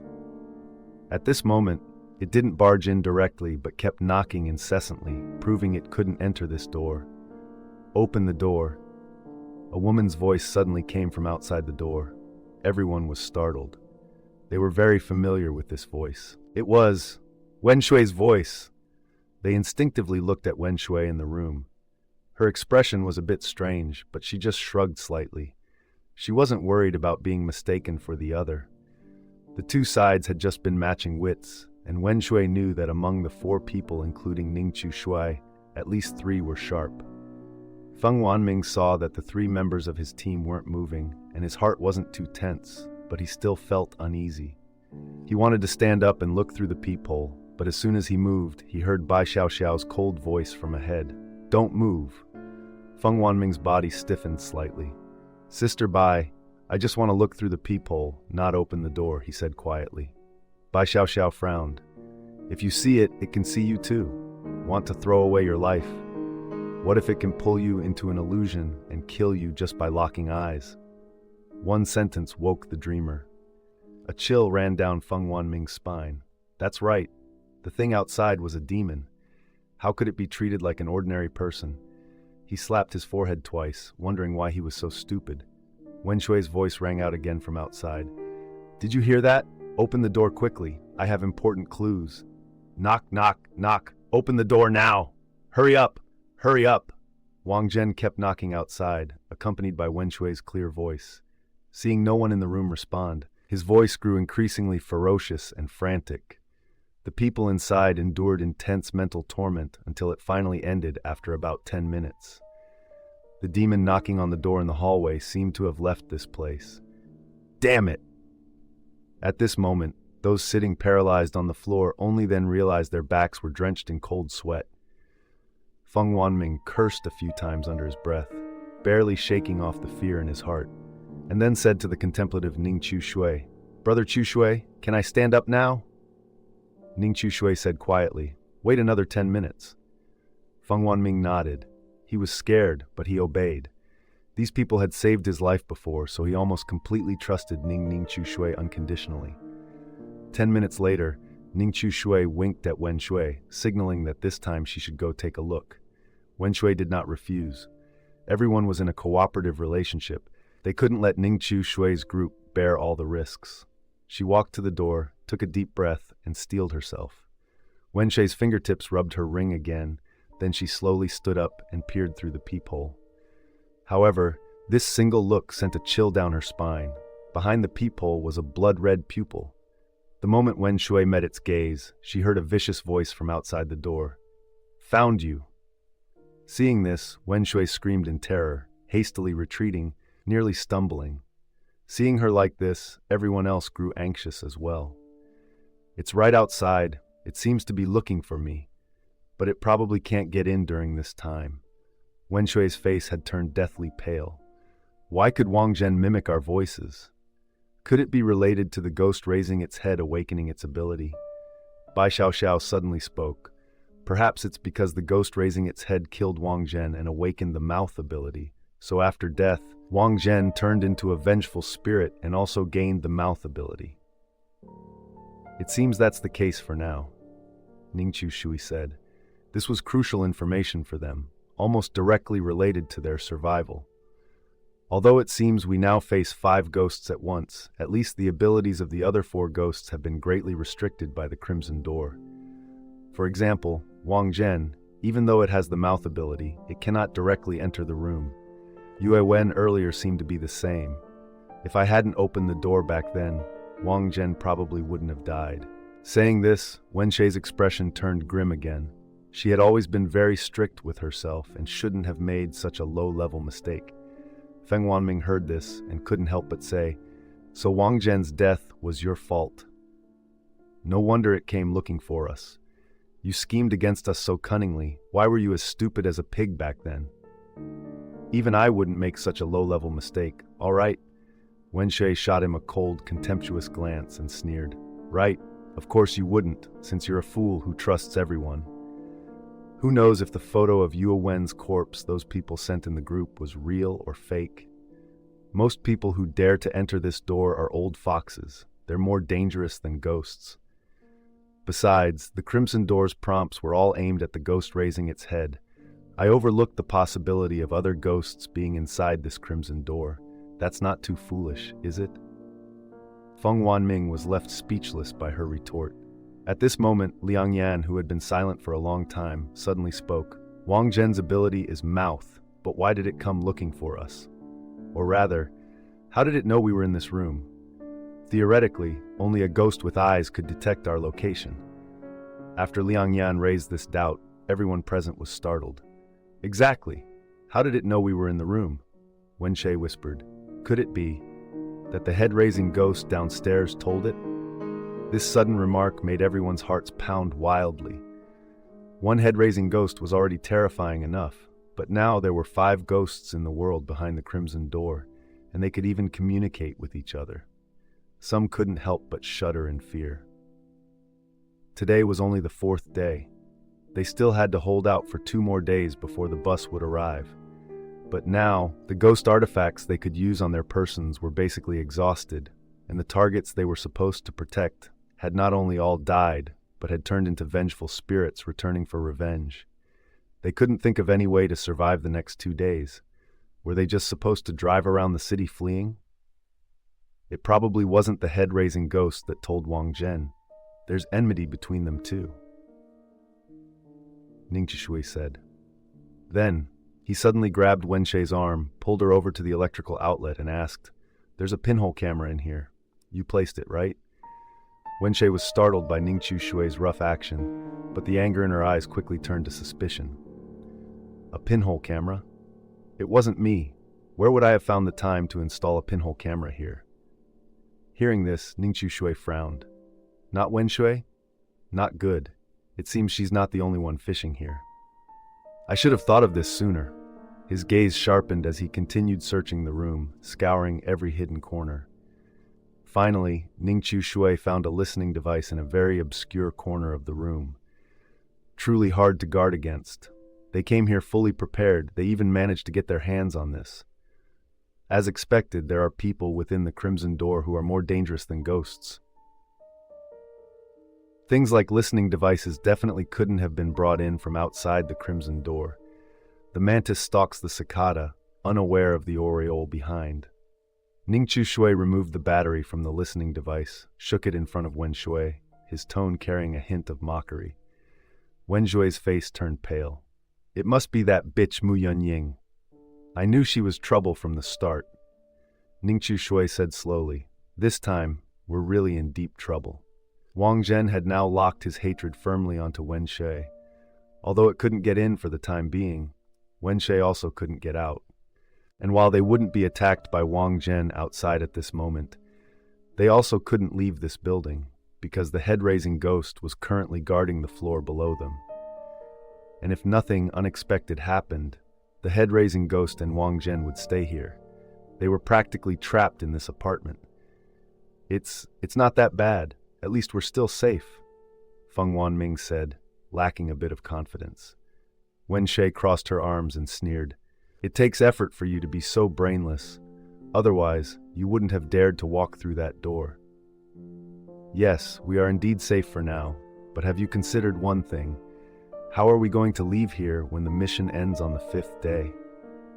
Feng Wanming wanted to argue back, but he couldn't think of anything to refute Wen Shui. The woman continued in a low, chilling tone that made him shiver. And don't forget, besides the trash named Ge Kai and Yue Wen, there's another very troublesome ghost coming for you all. You know who I'm talking about. Hearing this, the expressions of the four shifted slightly. The troublesome ghost Wen Shui was referring to was, of course, Guan Guan. It could almost be said that she was pushed into the abyss by Ningqiu Shui and the others. Having transformed into a ghost, Guan Guan would undoubtedly harbor an intense malice toward Ningqiu Shui and the rest. Of course, the most terrifying thing was Guan Guan's ability, legs. She could teleport instantly into this room. Watching Feng Wanming trembling on the spot, Wen Shui continued coldly. Do you feel the horror of that woman named Mu Yunying? She barely met her a few times, knows nothing, and yet among the 5 ghosts, aside from Ge Kai and Yu Wen, the most worthless, the other 3 are all targeting us now. And we are completely trapped in this room. Hearing this, Feng Wanming let out a terrified cry, his eyes bloodshot. Impossible, impossible. How does she know we'd come to this room? There are so many high rises in this city. We could hide anywhere. How could she predict we'd come here? Liang Yan, still leaning silently against the wall, let out a soft sigh and said, Your reasoning isn't wrong. The probability of us returning here is very low, but she did something very specific that drastically increased that probability. Wen Shui used this same trick before to trap us. Feng Wanming stared blankly at Liang Yan, his voice hoarse. What did she do? Liang Yan paused for a moment, then slowly uttered a few words. She left the key to room 143 for us. That woman named Mu Yunying has a terrifying team. Their plan must have been designed the moment they first entered this room with the original 3. To uncover so many hidden rules and execute a plan in such a short time, that's certainly not something one person could accomplish. After Liang Yan finished speaking, Feng Wanming sat like a lost soul, rigid on the sofa, saying nothing for a long time. Only now did he suddenly recall that Mu Yunying's original protection target was Guan Guan. She was also the one who led everyone to knock on door TEV 43. Bai Xiaoxiao knew that apartment TEV 43 belonged to Guan Guan. She surely knew it too, so she exploited the others' carelessness to set a trap. For fools, you make a fool's trap. For the clever, you make a clever trap, making it easy for them to take the bait. Typically, when people receive wages, they want to save or spend them. When they receive a letter, they want to open it. Similarly, when they receive a key, they subconsciously want to use it. That key is used to open a door or a lock, especially when that door or lock could save their lives. This is a subconscious choice that humans find extremely difficult to avoid. Even the most paranoid people rarely suspect themselves. Mu Yunying and the others had succeeded. They can't be allowed to discover the rules behind the Crimson Door so easily. Ning Qishui narrowed his eyes. A peculiar speculation flashed through his mind. It was highly possible that the woman named Mu Yunying had received news before entering this door. Otherwise, in such a short time, first verifying the hidden rules behind the Crimson Door, then using the available conditions to set a trap, the difficulty was truly too high. But if the other party had received a letter before stepping through this Crimson Door, then everything would become very reasonable. Of course, it didn't necessarily have to be Mu Yunying who received the letter. Anyone in her small group could have received it.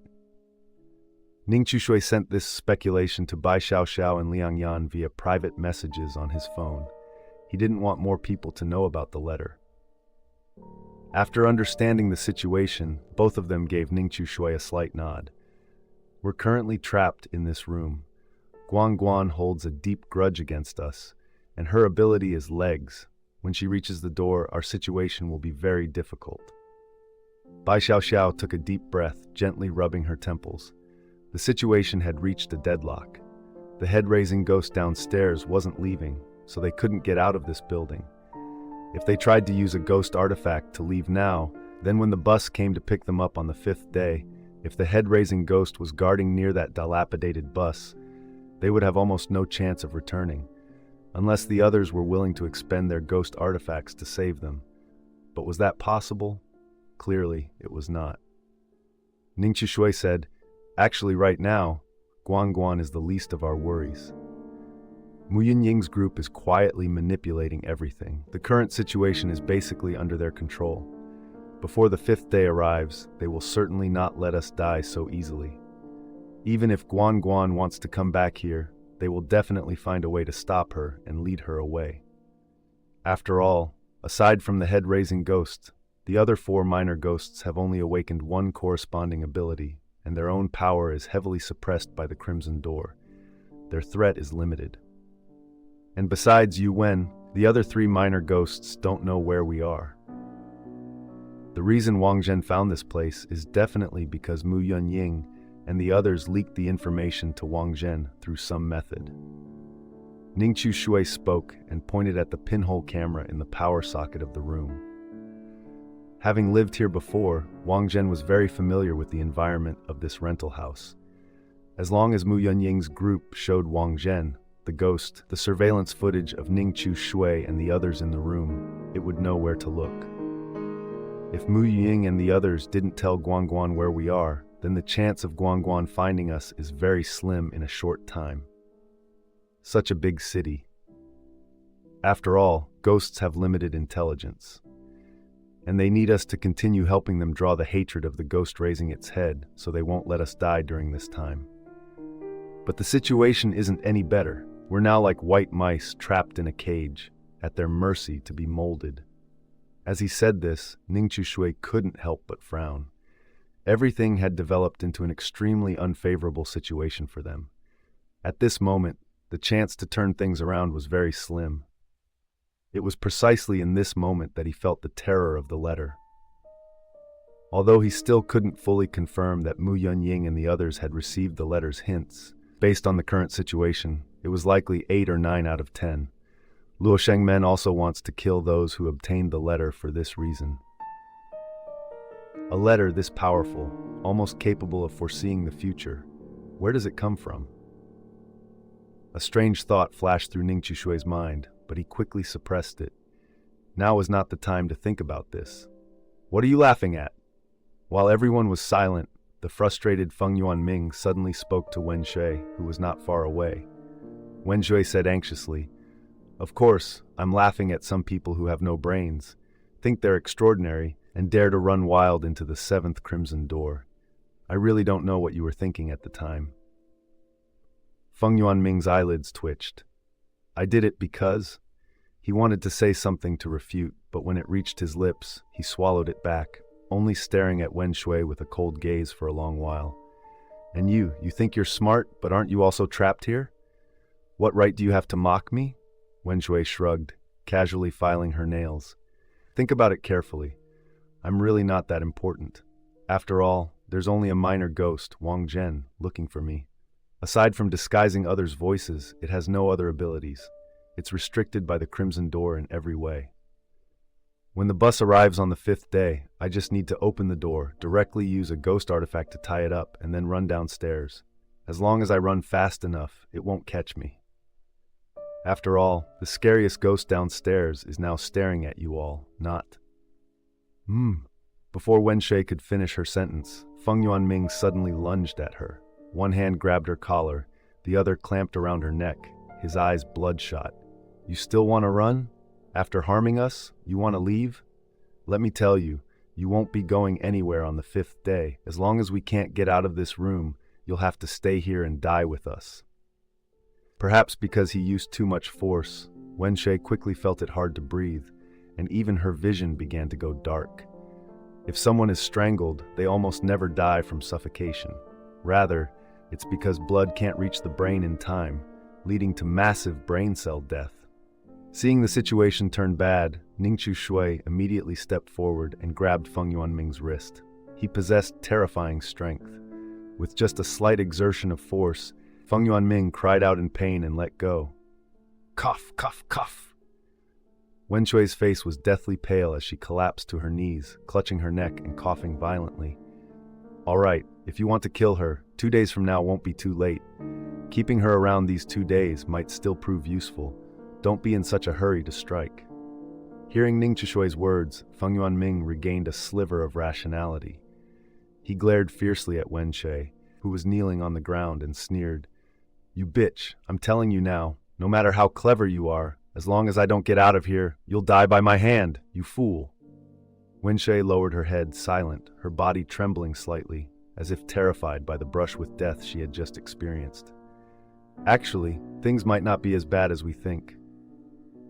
Liang Yan, hands in his pockets, walked over to the floor-to-ceiling window, gazing at the brightly lit city outside.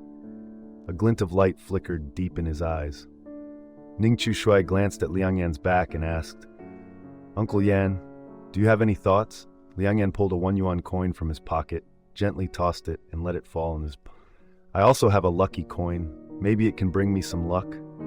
After saying this cryptic remark, he tucked the coin back into his pocket.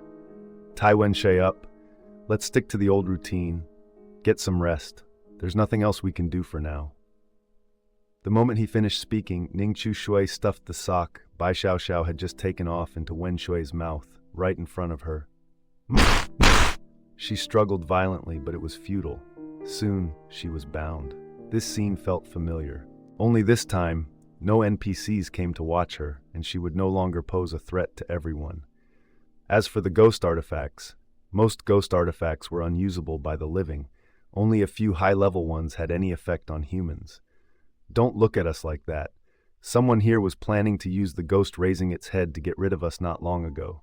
We're not killing you now. That's our way of repaying a favor. Ning Shui smiled and pinched her cheek. But that smile made Wenshui shiver. In that instant, she felt as if a blade had pierced her body again. A bone-piercing chill made her tremble uncontrollably. Stuff her into the wardrobe. Leave a gap for her to breathe. We'll take turns keeping watch. After giving the orders, everyone began tidying up as planned. On the other end, inside a car slowly cruising down the main road, Mu Yunying was driving while flattering the couple cuddling in the back seat with a sycophantic smile. We're really lucky to have you two this time. Without you, this crimson door wouldn't have been so easy to get through. The man in the car slowly lifted his head and said with displeasure, We were having a good time. Can you not bother us? Keep your eyes on the road. Geikai and Yuwen may have average abilities and aren't fast runners, but they're still ghosts. If we run into them, it'll be dangerous. I don't want to waste my ghost artifact energy right now. Mu Yunying, sitting in the front seat, laughed awkwardly, though a storm of thoughts churned inside her. She was irritated but dared not say another word at this moment. She feared not only the other party's methods, but also their background. Through the rearview mirror, she could clearly see that the woman pinned down by this man was Fang Ni, the captain of the team previously responsible for protecting Yu Wen. After Yue Wen turned into a ghost, it went to kill its most hated target, Wang Zhen, and then came looking for her. However, although Yue Wen now possessed the ability of sight and could see their location every hour, its power was greatly restricted by the Crimson Door. Its sight ability alone was useless. Its speed was much slower than the head-raising ghost. As long as they avoided close contact, there was essentially no great danger. Driving on the main road, they silently waited for the final day to arrive. Everything was going according to plan. Although Ningqiu Shui and the others were sensitive enough to detect the listening devices and pinhole cameras in the room, by the time they discovered them, it was too late. The cage they had built for these lab rats was already complete. Even if Ningqiu Shui and the others were truly determined to escape, they would have to wait until the 5th day when the bus arrived. Only then could they choose to use their ghost artifacts to risk everything. After all, ghost artifacts were extremely precious in the 3 later Crimson Doors. If they used them now, on the 5th day when the bus arrived, without a ghost artifact and with the head-raising ghost blocking the bus door, they would be doomed. Therefore, these people had calculated that before the bus arrived, Ningqiu Shui and the others would definitely obediently wait in apartment 1043, while the head-raising ghost would always be guarding the bottom of Building 7 in Milin apartment complex. As long as the head-raising ghost wasn't there, they would be safe. With no major ghost causing trouble, minor ghosts could hardly pose a real threat to them. How wonderful it is to receive the letter. Who would have thought that the 7th Crimson Door, with such a high mortality rate, could be passed so easily? The man gently bit Feng Ni's ear and spoke in a voice only she could hear. She looked at him with seductive eyes and said, "My love, my 7th Crimson Door is almost here. Where will the next letter come from?" The corner of the man's mouth curled up slightly. "Brother Qi recently discovered someone near Longhu Mountain. The next letter will be taken from him. It's already the 4th day, Uncle Yan. Just waiting like this." Bai Xiaoxiao looked at Uncle Yan, who was still standing on the balcony, a little worried. They had done almost nothing over the past few days, just waiting.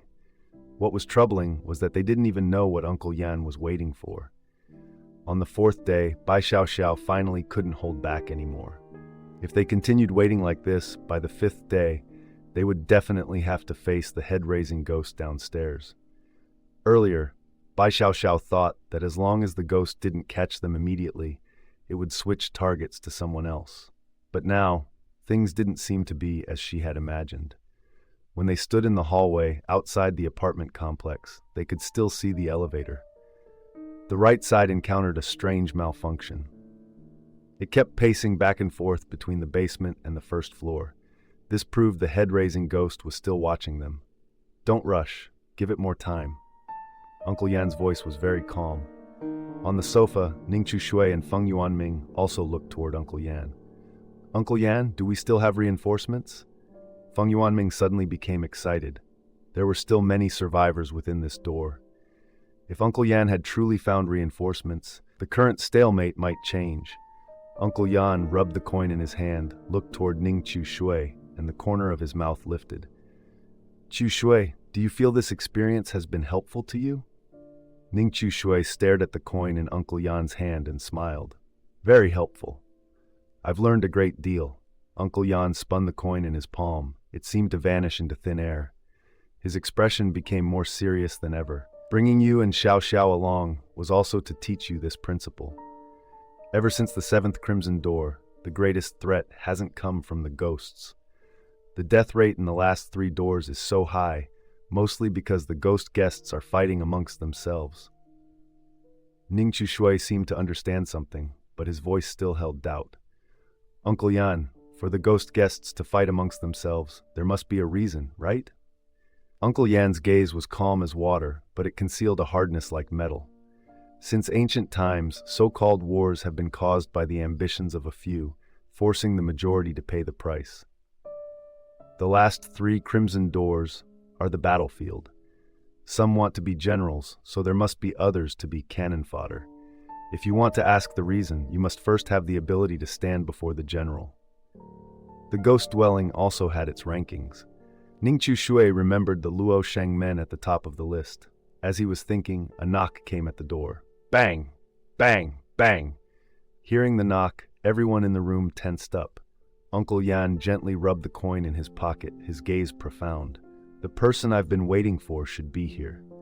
Feng Yuanming immediately walked to the door, but he didn't open it right away, because outside the door was still a terrifying ghost, Wang Zhen.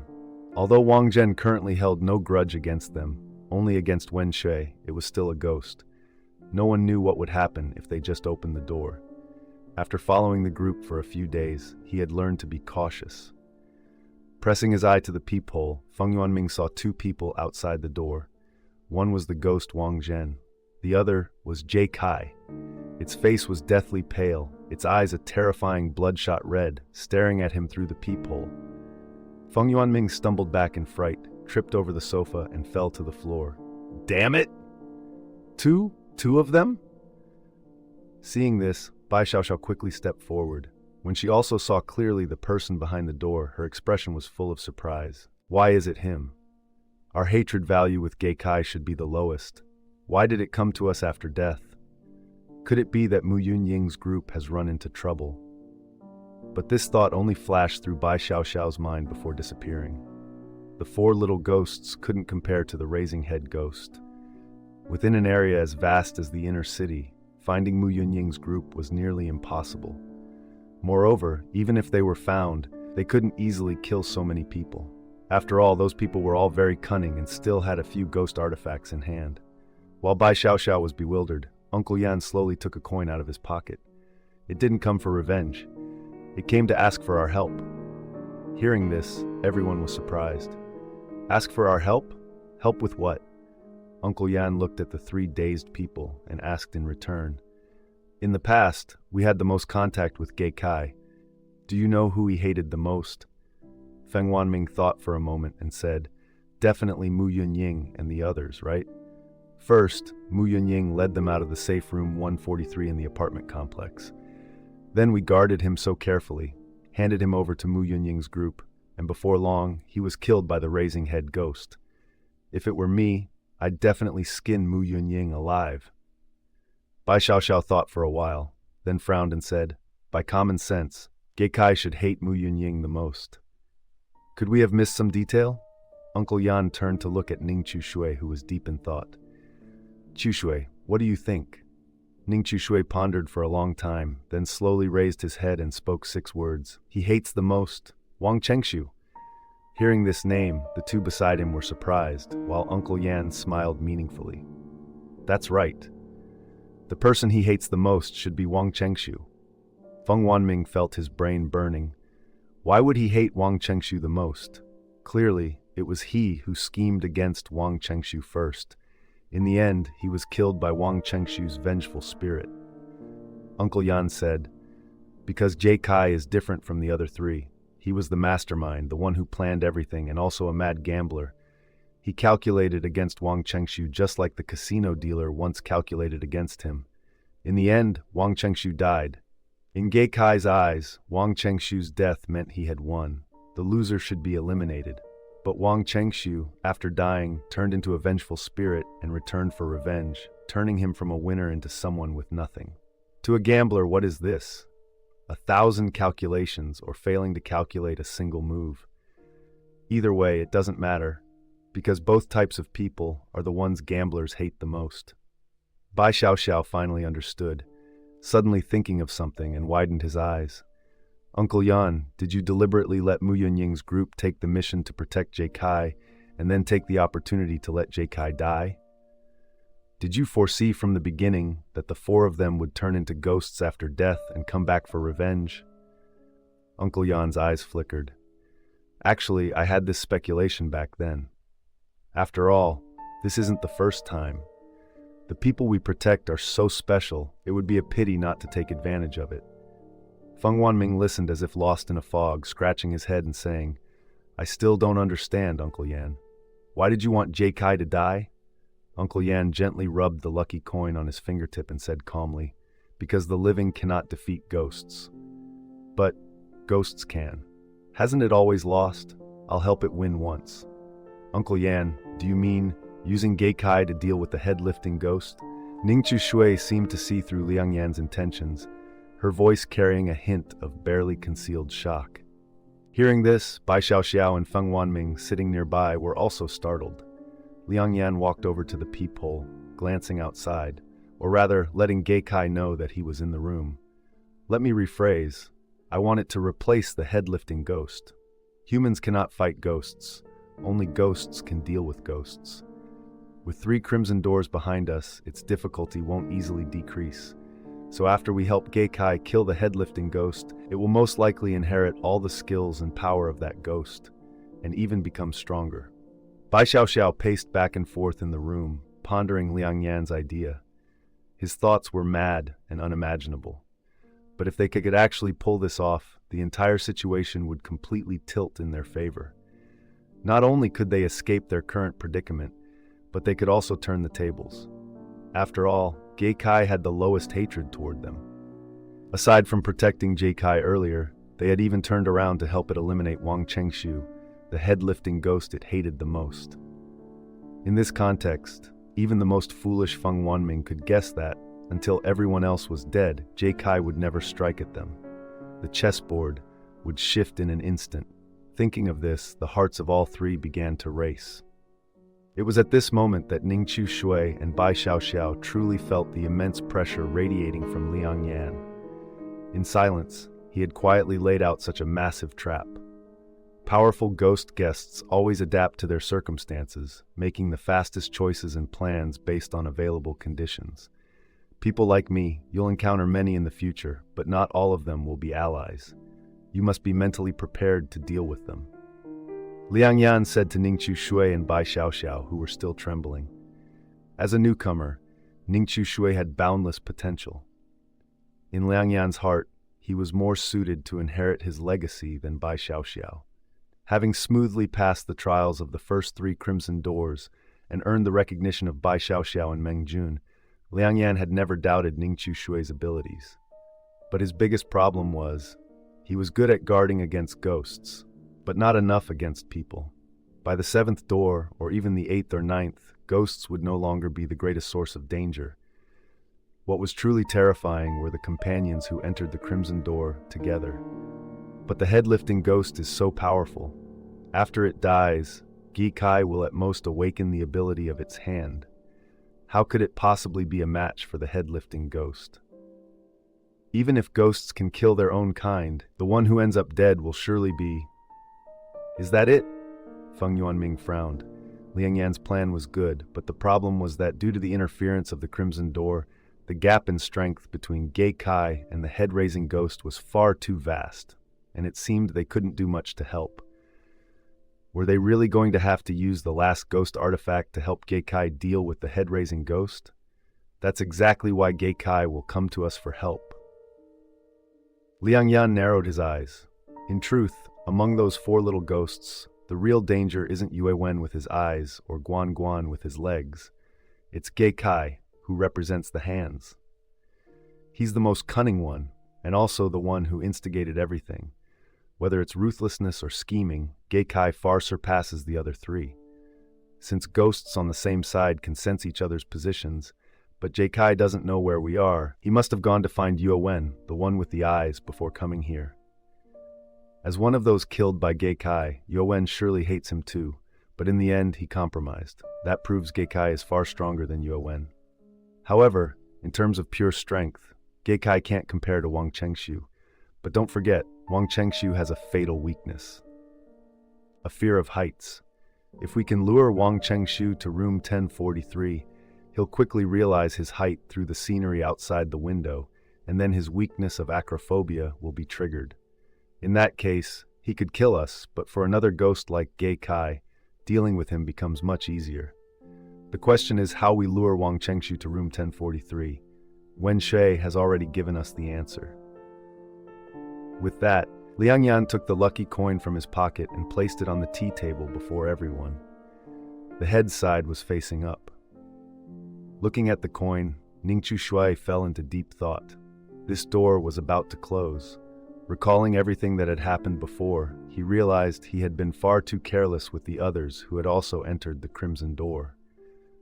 If it weren't for Liang Yan in this door, they would have been in danger. But regardless, this trip had yielded a great harvest. So, what do we do next? Liang Yan spoke up. Untie Wen Shui, then open the door. Wang Zhen will charge in to hunt her down. She still has a ghost artifact on her, so she won't die so easily. For the sake of her life, she'll flee from here and won't affect our plan. Saying this, he glanced at Feng Yuanming, whose fists were clenched tight. I know you hate her. If I could, I'd want her dead too. But we can't be too blatant about using ghosts to kill her. Otherwise, after she dies, she might still turn into a ghost and come back for revenge. Our current situation isn't optimistic. The fewer troubles, the better. Letting her run wild outside might also help draw some hatred for us. If Mu Yunying and the others die early, she could even buy us some time. After all, once our plan succeeds, it's very likely that a ghost that raises its head is even more terrifying. There are still nearly 2 days until the mission deadline. We need cannon fodder to ensure our own safety. Hearing Liang Yan's words, Feng Wanming nodded and took a deep breath. Don't worry, Uncle Yan, I won't cause trouble. Liang Yan looked at him and continued. After finishing these tasks, first have Gi Kai hide in the house. Give him some money, have him knock on the neighbors' doors, and ask them to do what Wen Shui did before. These people didn't see the ghost raising its head in the elevator, so they have no burden in their hearts. As long as you give them enough money, even if they don't understand why, they'll follow along. Bai Xiaoxiao looked at Liang Yan. No problem, Uncle Yan. Liang Yan then turned to Ning Chu Shui. Chu Shui, you have a ghost artifact on you that can protect your life.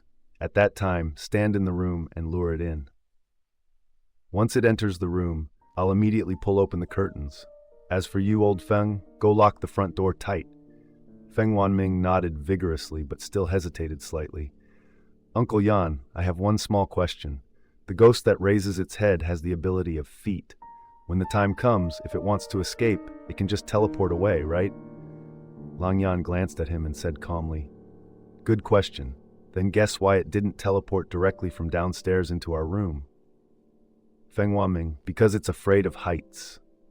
As he spoke, he caught on and murmured, Uncle Yan means Wang Chengshu can't use the feet ability when its weakness of fear of heights is triggered. Liang Yan said, You can be a bit bolder in your reasoning. Wang Chengshu can't use any abilities at all when in the fear of heights state. This is just a guess. I'm not completely certain, but it's 8 or 9 out of 10. Whether it's right or wrong, we'll know once we try. After arranging the tasks, Ning Chu Shui released Wen Shui from the wardrobe.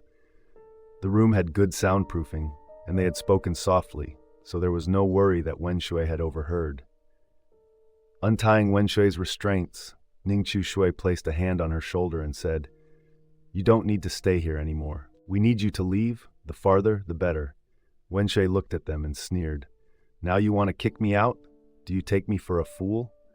Wang Zhen is standing guard outside. If I use up the only ghost artifact on me, what will I do on the 5th day?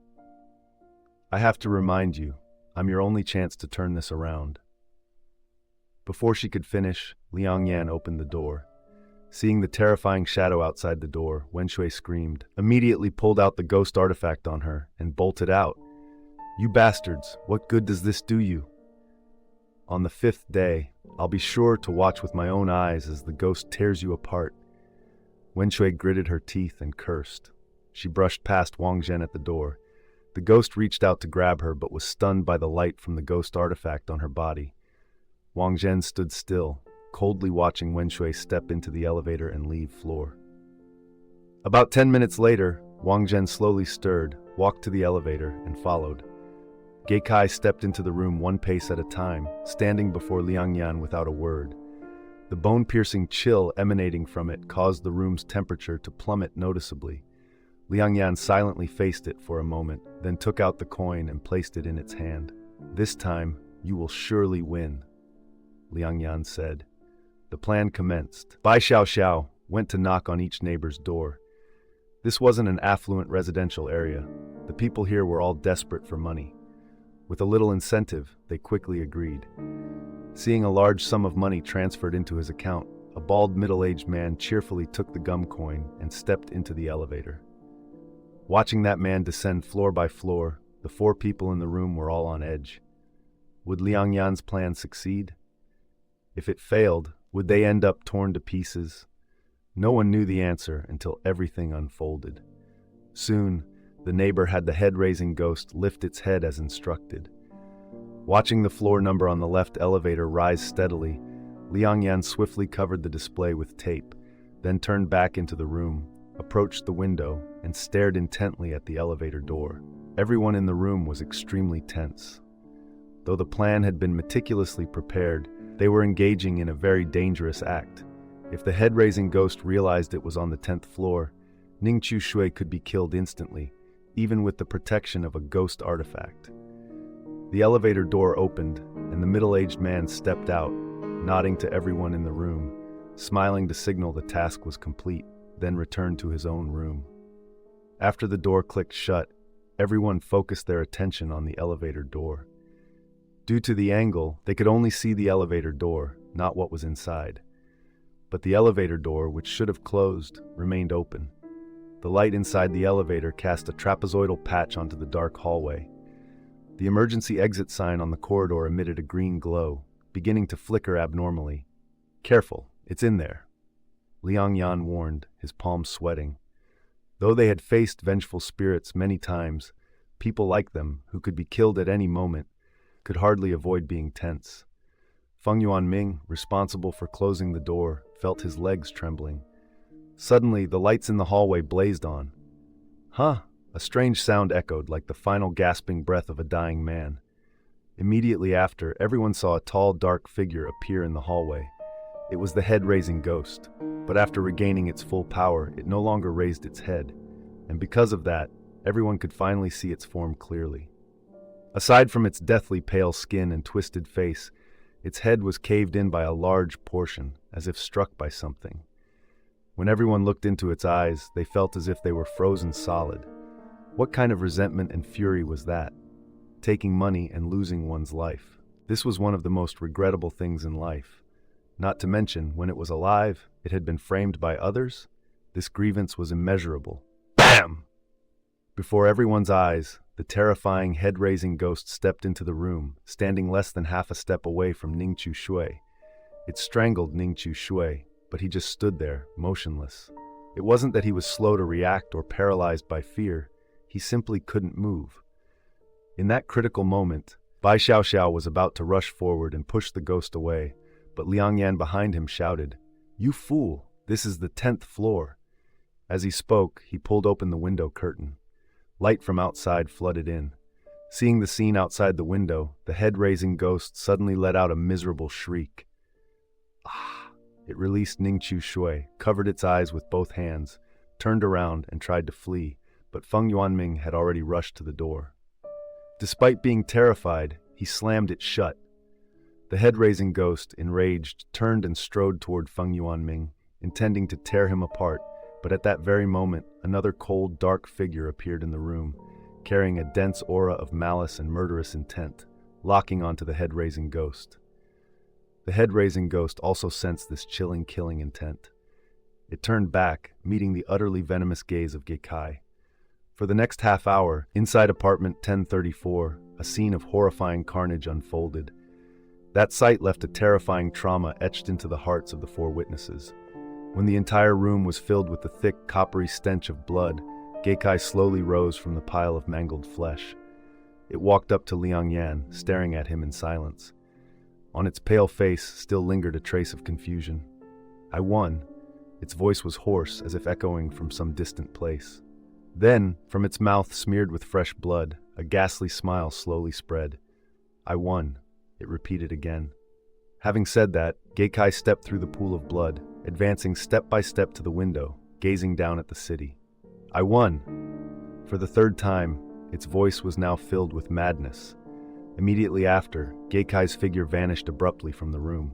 Longyan rushed to the window, looking down at the floor below. Geikai had used its leg ability, teleporting directly downstairs. As they had expected, Geikai held very little grudge against them. Unless all the other players were dead, it wouldn't strike at them. The next victim, perhaps Mu Yunying and her group? Still trembling, crouching by the door, Feng Yuanming asked shakily. His face was pale, drained of all color. Clearly, what had just happened in the room had dealt a massive psychological blow to him. Two ghosts slaughtering each other. He had never witnessed such a bloody and terrifying scene before. Yes, let's see if they can hold out until the end of tomorrow. Liang Yan turned around, his expression far from relieved.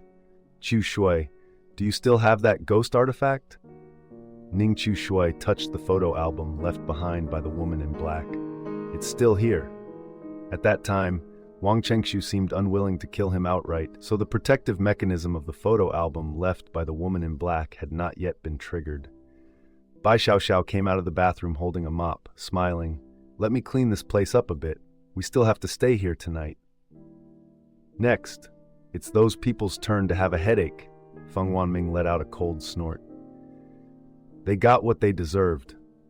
We never provoked them in the slightest, yet those bastards schemed against us time and again, trying to trade our lives for theirs, absolutely shameless to the extreme. Faced with his fury, everyone fell silent, beginning to tidy up the chaotic room. Night fell, dark clouds shrouding the sky. Giyun Hotel, north of the inner city. Several people sat leisurely waiting in a luxurious presidential suite, having changed into fresh clothes, their hair still damp, as if they had just finished bathing. If I hadn't seen it with my own eyes, who would believe this was the 7th Crimson Door? Haha, having a big shot lead the way really makes a difference. Brother Tang, you're the best. Honestly, this door was even easier than the 3rd one. Jiang Hua stood up, a flush of intoxication on his face, raising a glass of red wine. He first toasted Tang Ren, then clinked glasses with Mu Yunying. The second toast must go to my team leader. Sister Mu, you have to drink this, just one glass. Without you and Brother Tang, I'd be dead by now. How could I be sitting here, drinking such precious wine? From now on, if you ever need anything, just call me. He was clearly drunk, reeking of alcohol, his speech carrying a hint of childish innocence. Mu Yunying smiled, naturally not refusing, casually clinking glasses with him and taking a small sip. Her vigilance was far sharper than Jiang Hua's and the others. Though they were safe now, she still dared not let her guard down. What if she got truly drunk and fell asleep, and those around her didn't wake her or take her along? If Geikai found her then, it would be a huge problem. Mu Yunying knew full well that the 3 little ghosts held no grudge against her. But Geikai, the one most eager to kill, might very well target her. She only drank a little, then stood up and said to everyone, I'm going to take a shower. Yuwen was the only ghost who could track their location, but the one who hated Yuwen was now wandering westward. Guangguan's hatred was fixed on Ning Chushui and the others. As for Geikai and Wang Zhen, they no longer mattered. Those two lacked the eye ability and couldn't find where they were at all. Mu Yunying carefully reconfirmed every detail in her mind before finally relaxing and stepping into the bathroom, undressing to bathe. When the shower head was turned on, the bathroom was instantly enveloped in a white mist. The mirror was covered in a layer of fog. Mu Yunying washed her hair, the warm water streaming down her face, and she closed her eyes in relaxation. The warmth eased her tension considerably. She gently massaged the shampoo into her hair, humming a nameless tune under her breath. But as she massaged, she suddenly felt something was wrong. She kept feeling like something was pulling at her hair. This strange sensation jolted Mu Yunying awake. She quickly lifted her head to look, then glanced around. Nothing at all. The voices and laughter of those outside still reached her ears clearly. She could even hear what they were saying. Could it be an illusion? Had she been so tense these past 2 days that she was hallucinating? Thinking this, Mu Yunying closed her eyes again and continued washing her hair. But the moment she shut her eyes, the sensation of her hair being yanked returned. This time, it was even more distinct than before. Realizing something was wrong, Mu Yunying immediately turned off the shower head, intending to leave the bathroom. Yet, as soon as she took a step, she let out a terrified scream. Ah! A tearing pain shot through her scalp. Mu Yunying turned her head and saw that several strands of her hair had somehow gotten caught in the drain of the shower head. The amount of hair wasn't much. Logically, with just a little force, she could have snapped those strands. But now, the hair trapped in the shower drain was as tough as steel. No matter how hard she struggled, she couldn't break them. What was even more horrifying was that Mu Yunying realized her hair was still being sucked into the drain. It was as if a hand lurked within, relentlessly pulling her hair. What's happening? Despite the abnormal situation, Mu Yunying managed to stay calm and not panic. Because even while bathing, she always carried a ghost artifact for protection, just in case. In an extremely dangerous, life-threatening situation, the necklace she wore would. The thought had barely crossed her mind when Mu Yunying touched her chest. But where the necklace should have been, there was nothing. Stunned for a moment, Mu Yunying frantically searched her neck. After confirming the necklace had vanished, she immediately bent down to look around. But the floor was spotless, not a single strand of hair in sight. How could there be any trace of the necklace? Mu Yunying finally panicked. The force on her scalp grew stronger, pulling her toward the shower head. To avoid being hung up, she had no choice but to yank the shower head down and then rush to the bathroom door. Naked and disregarding everything, she struggled to open the door to call for help. But a bizarre scene unfolded. No matter how much force she used, the bathroom door wouldn't budge. Seeing the situation was dire, Mu Yunying began kicking the door wildly. Bang! Bang! Bang! Help! She used all her strength, shouting at the top of her lungs. But no matter how she kicked or screamed, the people chatting outside paid no attention to the noise. Mu Yunying sank into despair. Why was this happening? Before entering the shower, she had carefully checked her ghost artifact and confirmed nothing was wrong. This meant that the disappearance of her ghost artifact was caused by the ghost coming to kill her, using its power. And the only ghosts with this kind of ability were Geikai and the head-raising ghost. The head-raising ghost should currently be in the apartment at Milan Complex, so it couldn't be that one. That left only Jeikai. But how could Jeikai get into the room? Yue Wen and Wang Zhen couldn't enter the room directly. Once the door was locked. They could only linger outside. Geikai could enter the room silently. Could it be due to the hidden attribute of his hand?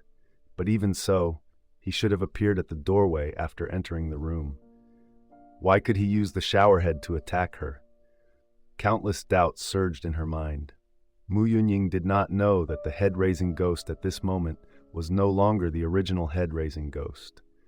Jeikai had not only inherited Wang Chengshu's abilities, but because one ghost was missing from the Crimson Door instance, the Crimson Door had removed some of the restrictions on Jeikai to balance the difficulty.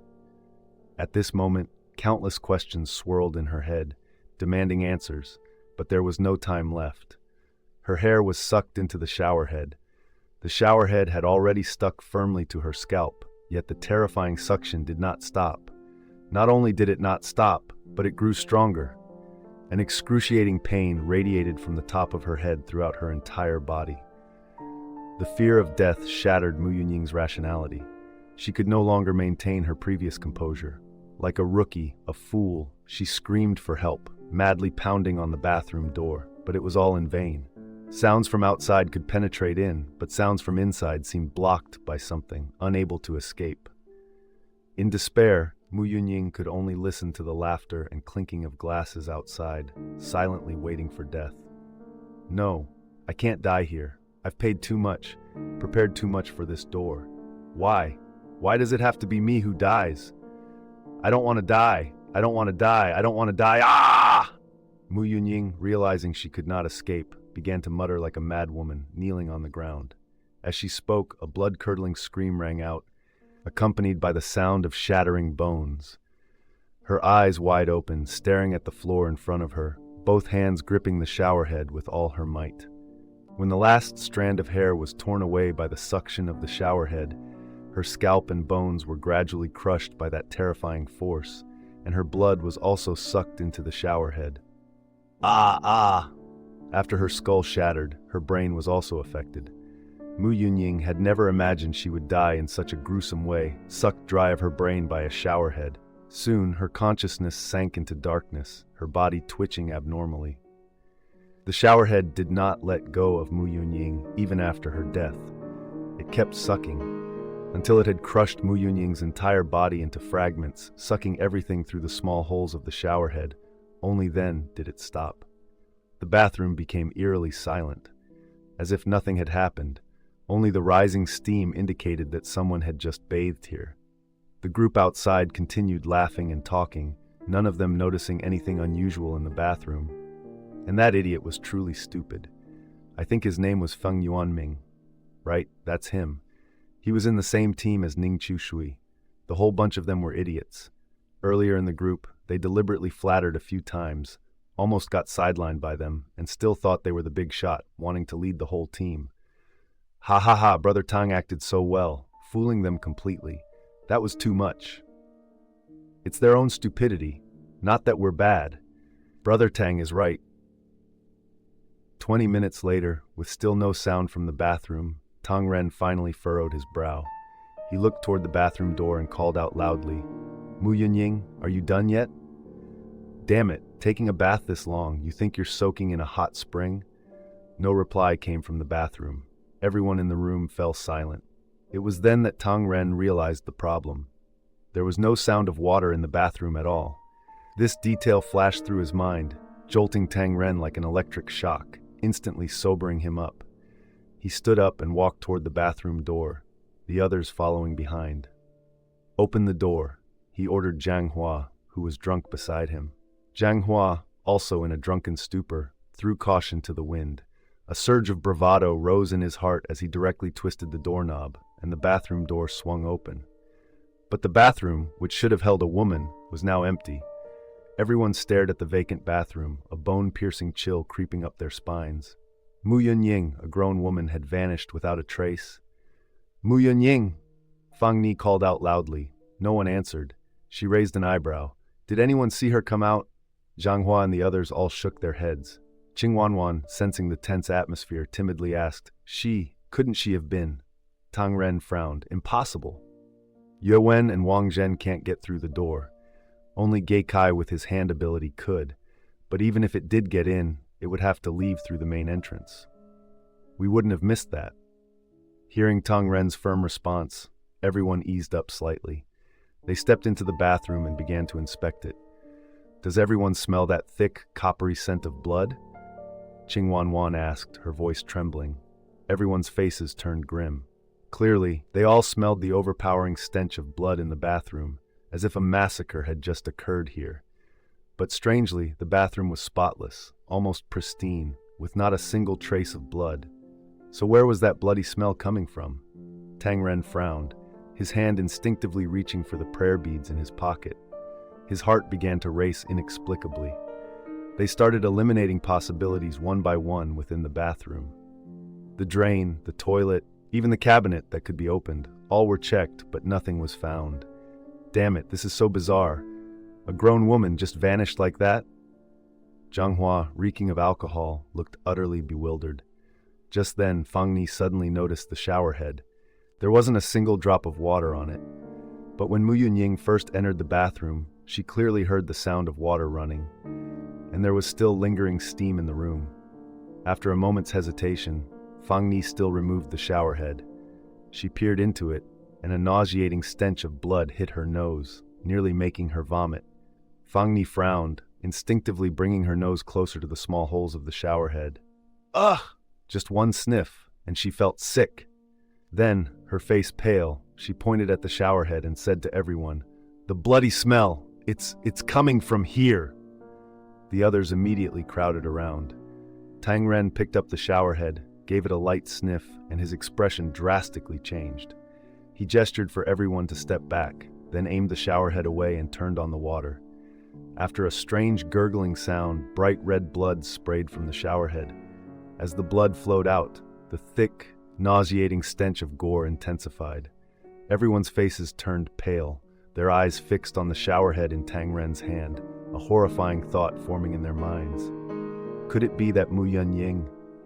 No, impossible. How could a grown woman like her be stuffed into the small pipe behind the shower head? Everyone struggled to accept that absurd notion, but as Tang Ren slowly unscrewed the shower head under the stream of water, small, pinkish pieces of flesh began to spurt out from the pipe like sausage meat. Blurg! This time it wasn't just nausea. 2 people on the spot began to vomit. Everyone in the bathroom turned ashen. They couldn't imagine the terrifying ordeal Mu Yunying had endured in this bathroom. "Move it!" Tang Ren gritted his teeth and shouted. Although he didn't understand why this situation had occurred, it was undeniable that it had completely exceeded his expectations. Everyone scrambled to flee the bathroom. Only Zhang Hua, drunk and still thinking, "The world is my oyster," remained at the back. "Brother Tang, don't be afraid. I've got your back. I, Zhang Hua, live by a code of honor. You led me out the door. He was dazed, still unaware of the severity of the situation. Before he could finish his sentence, the bathroom door slammed shut.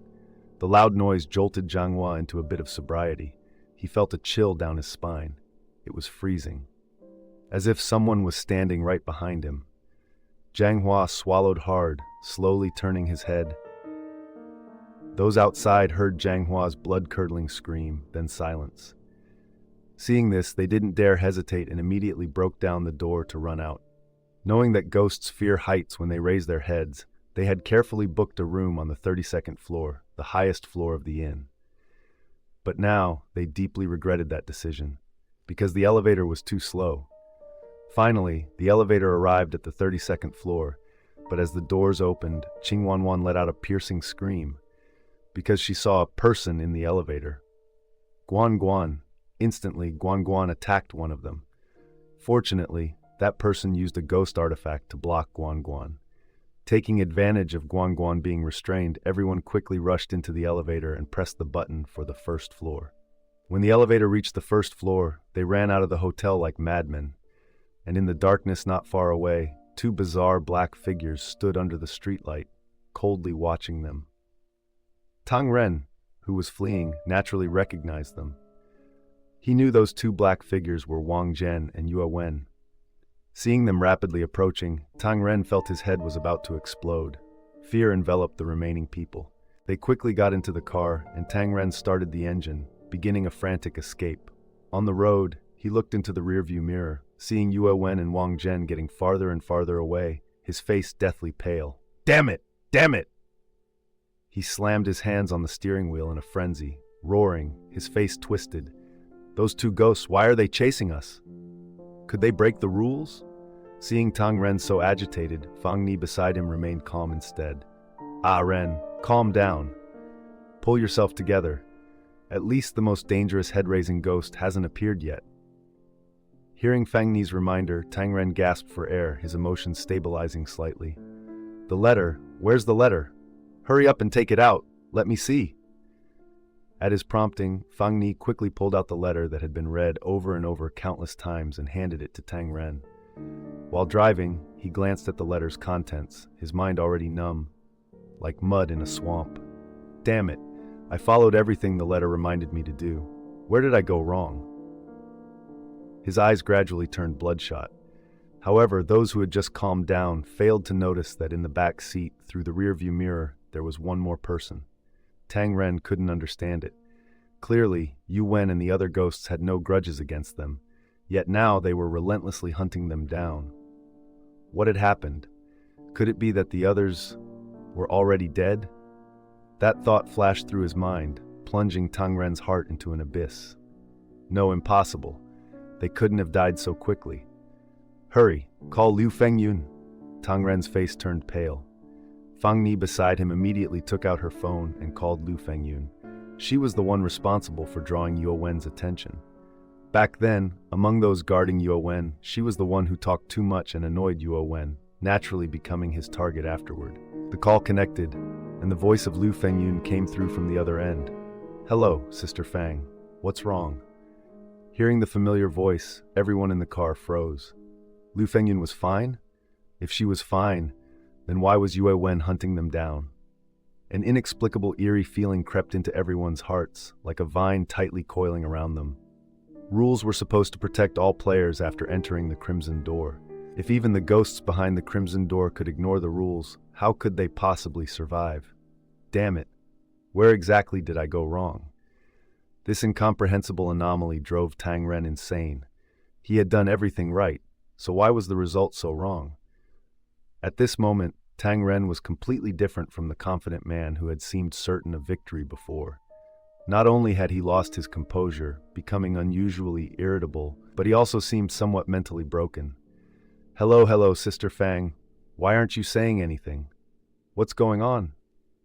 Feng Ni heard the somewhat flustered voice on the phone. Her throat moved slightly, but she couldn't utter a word. Initially, she wanted to ask, "What exactly did you do to make Yue Wen change his target?" But then she thought of the two little ghosts, Wang Zhen and Guan Guan.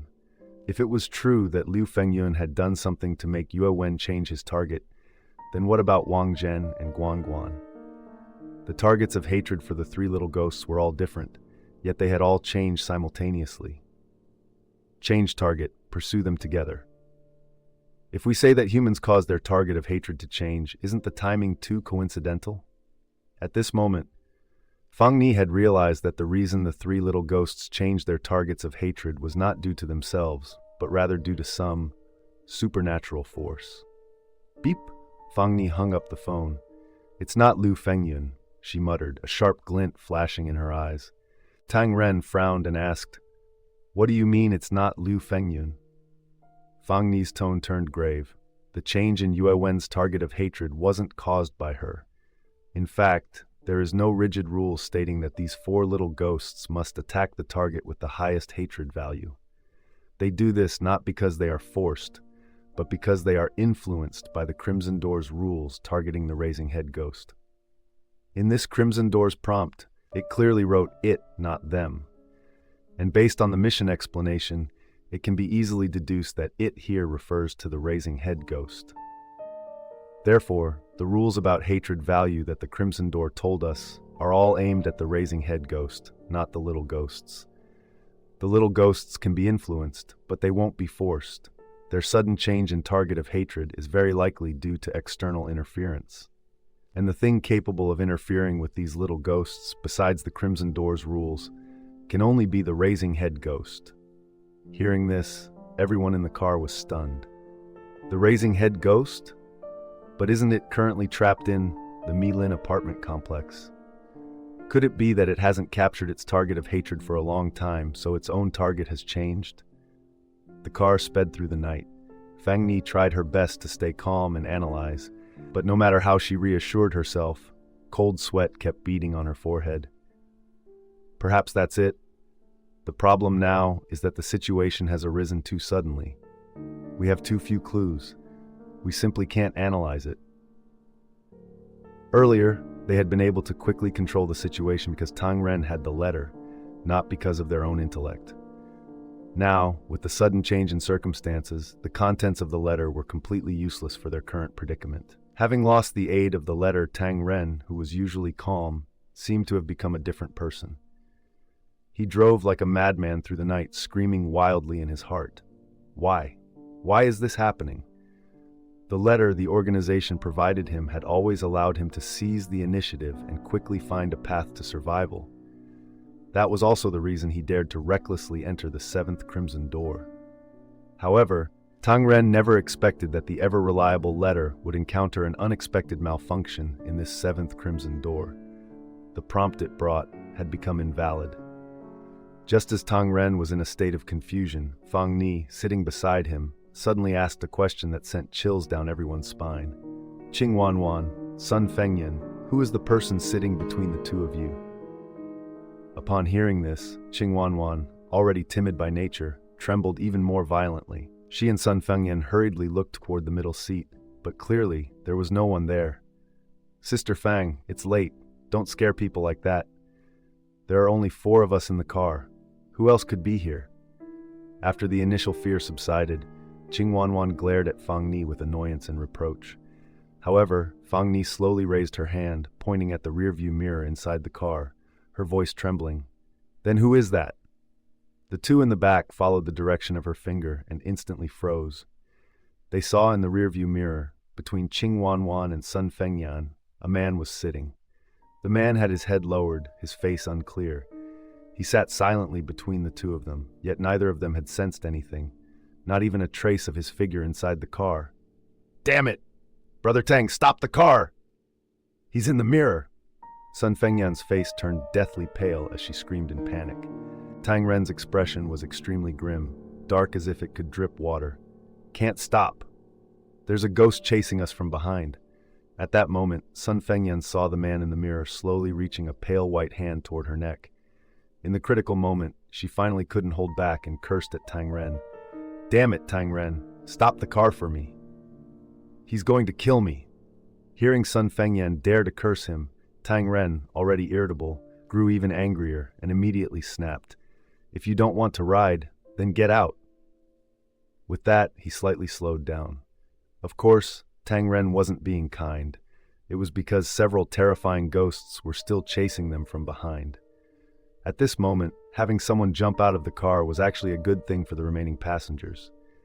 As for the ghost inside the car, he naturally didn't dare to take it lightly, but at least he had to shake off the ghosts behind first. Sure enough, under the pressure of the mirror ghost, Sun Fengyan was forced to jump out of the car to escape. After rolling a few times on the main road, she scrambled to her feet and limped toward a small forest in the night. However, something strange happened. The mirror ghost, which should have pursued her, didn't come out at all. Instead, it reached its hand toward Qing Wanwan. Qing Wanwan sensed something was wrong and tried to follow Sun Fengyan's method to escape, but as she reached for the door handle, a bone-piercing chill suddenly surged through her. Not good. Qing Wanwan instantly snapped awake. She looked at the rearview mirror again and discovered something terrifying. In the mirror, only Tang Ren driving and Feng Ni beside him were visible, but she was completely absent.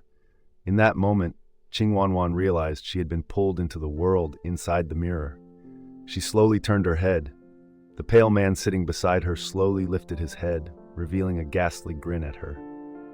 Immediately after, a heart-wrenching scream erupted from Qing Wanwan.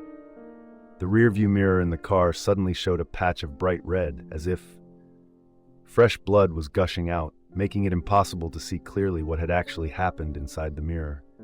The other two in the car could only rely on Qing Wanwan's piercing screams to imagine the horrifying scene she was facing. Just a few short seconds later, Qing Wanwan's screams vanished, and fresh blood began to flow eerily from the mirror. At that moment, Tang Ren, who was driving, spotted a taxi approaching from the opposite direction. He quickly pulled the car over to the roadside and, together with Feng Ni, got out to flag down the taxi.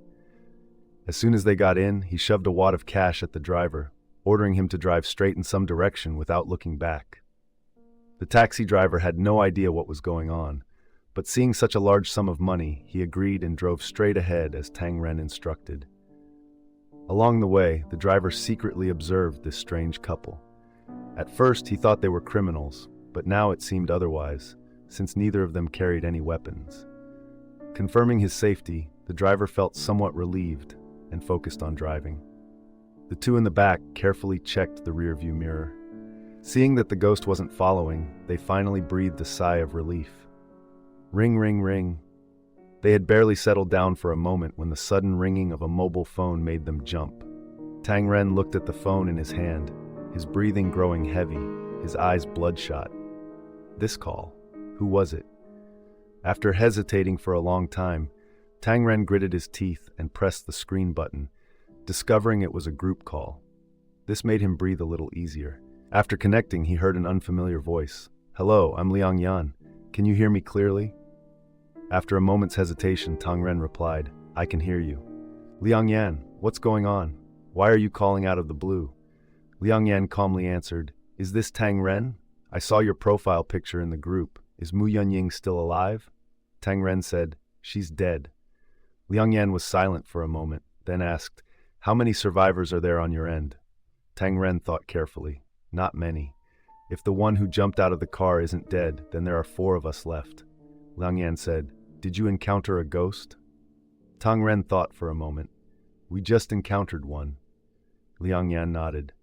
"Get away from those who protected Gei Kai earlier. There's some trouble over here. It's the last day. If you don't want to die, don't stop. Keep driving straight ahead." Feng Ni, sitting beside him, heard this and quickly took out her phone, put on her earbuds, and joined the group conversation. "Hello, Liang Yan. You just said there's some trouble over there. What kind of trouble?" Liang Yan said indifferently, "Nothing much. I just helped Gai Kai kill the head-raising ghost, Wang Chengshu. Now Gai Kai has become the new head-raising ghost, inheriting all of Wang Chengshu's abilities, even stronger than before." Hearing Liang Yan say this, both of them froze, their minds going blank. The head-raising ghost was killed? How is that possible? Why would Gai Kai kill the head-raising ghost? What the hell have they done? Countless questions swirled in the minds of the two. After a long moment, Tang Ren snapped back to reality, grinding his teeth as he spoke. "You bastard, do you have any idea what you've done? How dare you do this?" Liang Yan's calm tone infuriated Tang Ren to the point of grinding his molars. "Is there a problem?" "A problem? Fuck, do you know how much disaster your actions have brought upon others?" Tang Ren's face twisted, nearly roaring into the phone, startling the driver behind the wheel. On the other end of the line, Liang Yan took a sip of tea and said flatly, "So you understand this principle too? I thought you didn't. Back then, when we were desperately fighting for a way to survive, you guys were playing dirty behind our backs, not only refusing to help, but deliberately pushing other players to their deaths, trapping us in Building 1043 and nearly costing us our lives. Where was your righteous speech then?"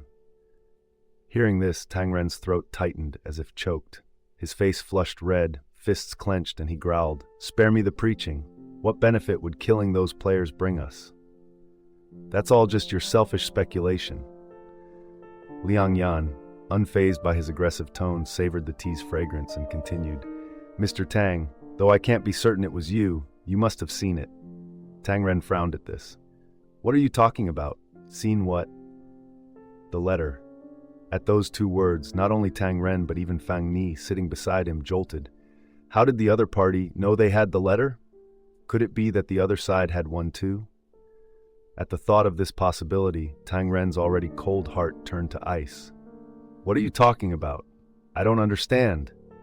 Tang Ren recalled Brother Chi's instructions never to reveal the matter of the letter to anyone outside the organization.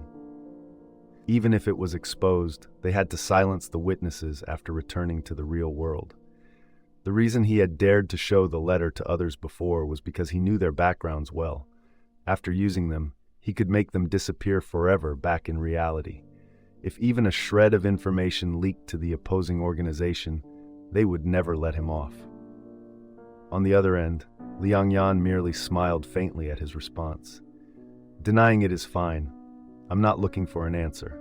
The purpose of my call is simply to inform you of the situation, to keep you from dying too quickly." Pausing, Liang Yan spoke in a very light tone. "Furthermore, Mr. Tang, I have experienced the 8th Crimson Door once, the 7th Crimson Door 3 times, and countless lower-level doors. I've also encountered many people with the letter, some of whom used it to play tricks, even threatening my life. But I must say, among them, your group is the most pathetic. The power of the letter is immense, but if the person wielding it is worthless, even the letter is useless. All right, I won't waste any more of your time. Good luck, I hope. You can't die too quickly. If you do, things will get very troublesome over here." After saying this, Liang Yan hung up the phone, leaving Tang Ren with a face ashen pale and rage boiling in his heart. "Bastard! Bastard!" he roared inwardly. At this moment, he wished he could make the other party die on the spot, yet he had no choice but to follow his orders. "Brother Tang, what do we do now?" Feng Ni's voice trembled slightly. Tang Ren turned his head, his face twisted. "You're asking me? Who am I supposed to ask?" Feng Ni was startled by his tone, nearly thinking Tang Ren was about to tear her apart. "Driver, how much is this car of yours?" After a moment of silence, Tang Ren calmed down a bit, suppressing his anger as he asked the driver. The driver was stunned, then instinctively replied, 300 million? He felt a bit guilty. 300 million was the price from 5 years ago. Cars depreciate quickly on the market, and his was a used one. Selling it for 150 million would already be lucky. Yet Tang Ren didn't haggle at all. "Give me your account number, I'll transfer the money. Then I'll drive the car, and you get out." Under the influence of the Crimson Door, cross-border transfers were no longer an issue. Hearing this, the driver rejoiced inwardly, thinking he'd met a big spender. He quickly recited his account number, confirmed the money had arrived, then hurriedly packed his things and got out of the car. Immediately after, the two drove straight westward. The final day. Meilin Apartment Complex, Unit 1043. Liang Yan said to the remaining three, "Tidy up a bit, then we leave." The expressions of all four were grim. Although none of the ghosts were targeting them anymore, that was because the others hadn't all died yet. Half an hour ago, Liang Yan had called Feng for the last time. Tang Ren had died the previous night while fleeing. His death was extremely gruesome. At the time, due to driving fatigue, he had switched with Feng, taking a nap in the passenger seat, and soon fell asleep. After about half an hour, Tang Ren suddenly woke up, his face expressionless, and said to Feng, who was driving, 3 times, "Save me." Then, before Feng could react, the car exploded. The entire vehicle was stained red with blood. Tang Ren's mangled remains scattered everywhere.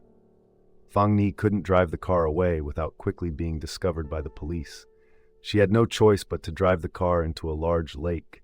After all, only the final day remained. She just needed the police not to find the car that day. And half an hour ago, when Liang Yan called Feng for the last time, she too had died. During the call, Liang Yan heard a blood-curdling scream from the other end, and then Feng fell silent. Now, besides them, it seemed only Wen Shui and Sun Fengyan were still alive. The situation was grim. Every half hour, Liang Yan called the two of them to confirm their status. The situation, while also trying to help them escape the relentless pursuit. Meanwhile, Bai Xiaoxiao and Ning Chu Shui were tasked with observing their surroundings, guarding against the vengeful spirit's target of hatred suddenly shifting and coming for them. Liang Yan's actions would clearly incite the spirit's hatred, but he had previously saved Geikai's life, so even if the hatred value increased slightly, it wouldn't be a problem. That was also why he didn't let the others join in, handling this task himself. Now it was the final day. The bus could appear at any moment, but no one knew where it would show up. Feng Yuanming was so anxious he couldn't sit still. Over the past few days, every time Liang Yan contacted the others, he had been by his side, witnessing firsthand each person being killed by the spirits, giving him the feeling that the scythe of death was dangling over his head. His palms were drenched in cold sweat. Uncle Yan, do you think they can hold on until the bus arrives?" Having endured the terrifying days just past, Feng Yuanming had come to realize that Liang Yan was the most reliable person in the group. To survive, he had to cling tightly to him. Liang Yan replied calmly, "Not sure." "Then, if they die, will it be our turn?" "Yes." Then who will die first? Maybe you." "Huh? Why?" "Because you talk too much." Feng Yuanming immediately fell silent. They found a bustling park with relatively strong yang energy to sit and wait for the bus. Finally, by noon, the four of them noticed mist beginning to appear around them, though it wasn't as thick as before. Moreover, they didn't hear the sound of the bus's horn. "It seems we have to find the bus ourselves," Liang Yan sighed. "Huh? Find it ourselves? You can't be serious. This city is so vast, without even a single hint. How do we know where to look?" Feng Yuanming's eyes widened, stunned. Before, as long as they completed the mission, the bus would automatically arrive at a nearby spot to pick them up. Usually, it's at the starting point. Liang Yan explained patiently. Because the map is too large, everyone gets scattered, so the bus goes directly to the starting point to wait. But don't worry, we're not far from that cafe. Clearly, Liang Yan had anticipated this, which was why he chose this place to wait. They walked down a long street and arrived in front of the cafe, where they saw the familiar bus parked by the roadside. Everyone froze. "Hurry!" Without another word, the four of them immediately sprinted toward the bus. But halfway through their run, Wen Shui's terrified voice suddenly rang out from behind. "Turn back! There's a spirit hiding there." The voice was clear and loud, but Liang Yan, Ning Chu Shui, and Bai Xiaoxiao didn't stop at all. Even if a spirit was truly lurking there, they had to take the risk. If they waited until all the spirits gathered here, they would have no chance left. "Don't look back." Before boarding the bus, Ning Chu Shui turned her head to glance at Feng Yuanming, who was hesitating. He shouted. Feng Yuanming saw that the three had gotten into the car safely, and only then confirmed that the voice from before was a fake. He hurriedly chased after them.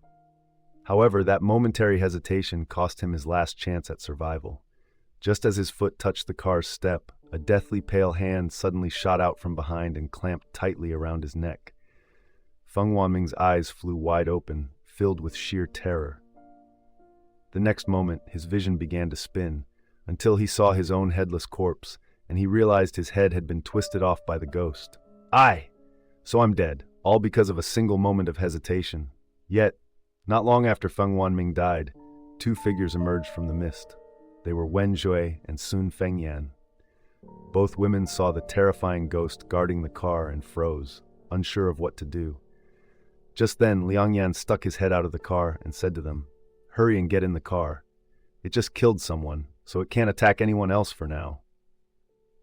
Not all Crimson Doors had this restrictive rule, but based on what Tang Ren and Fang Ni had encountered, Liang Yan deduced that the Crimson Door had adjusted the killing interval for the ghosts. At least for a few minutes, it couldn't kill the next person. And so, under the gaze of Geikai, whose face was deathly pale and twisted, Wen Shui and Sun Fengyan got into the car. As soon as she was inside, Sun Fengyan burst into tears, kneeling on the floor to thank Liang Yan. She knew that if Liang Yan hadn't called every half hour to guide their escape, they would likely have been dead by now. As for Wen Shui, she was extremely conflicted, glaring at Liang Yan. "Before, I wanted to kill you all. Why did you save me?" Facing her furious question, Liang Yan replied calmly, "If you don't want to live, you can get out of the car and go die." Hearing this, Wen Shui's face turned even uglier. "Your name is Liang Yan, right? Don't expect me to be grateful to you. Next time we meet..." Humph. She walked to a seat far away from everyone, panting heavily while secretly sizing up Liang Yan. Occasionally, she would swallow her saliva, but she said nothing more. When she saw Liang Yan turn his head, she quickly averted her gaze. If you enjoyed this story, please hit the like button and subscribe to support me.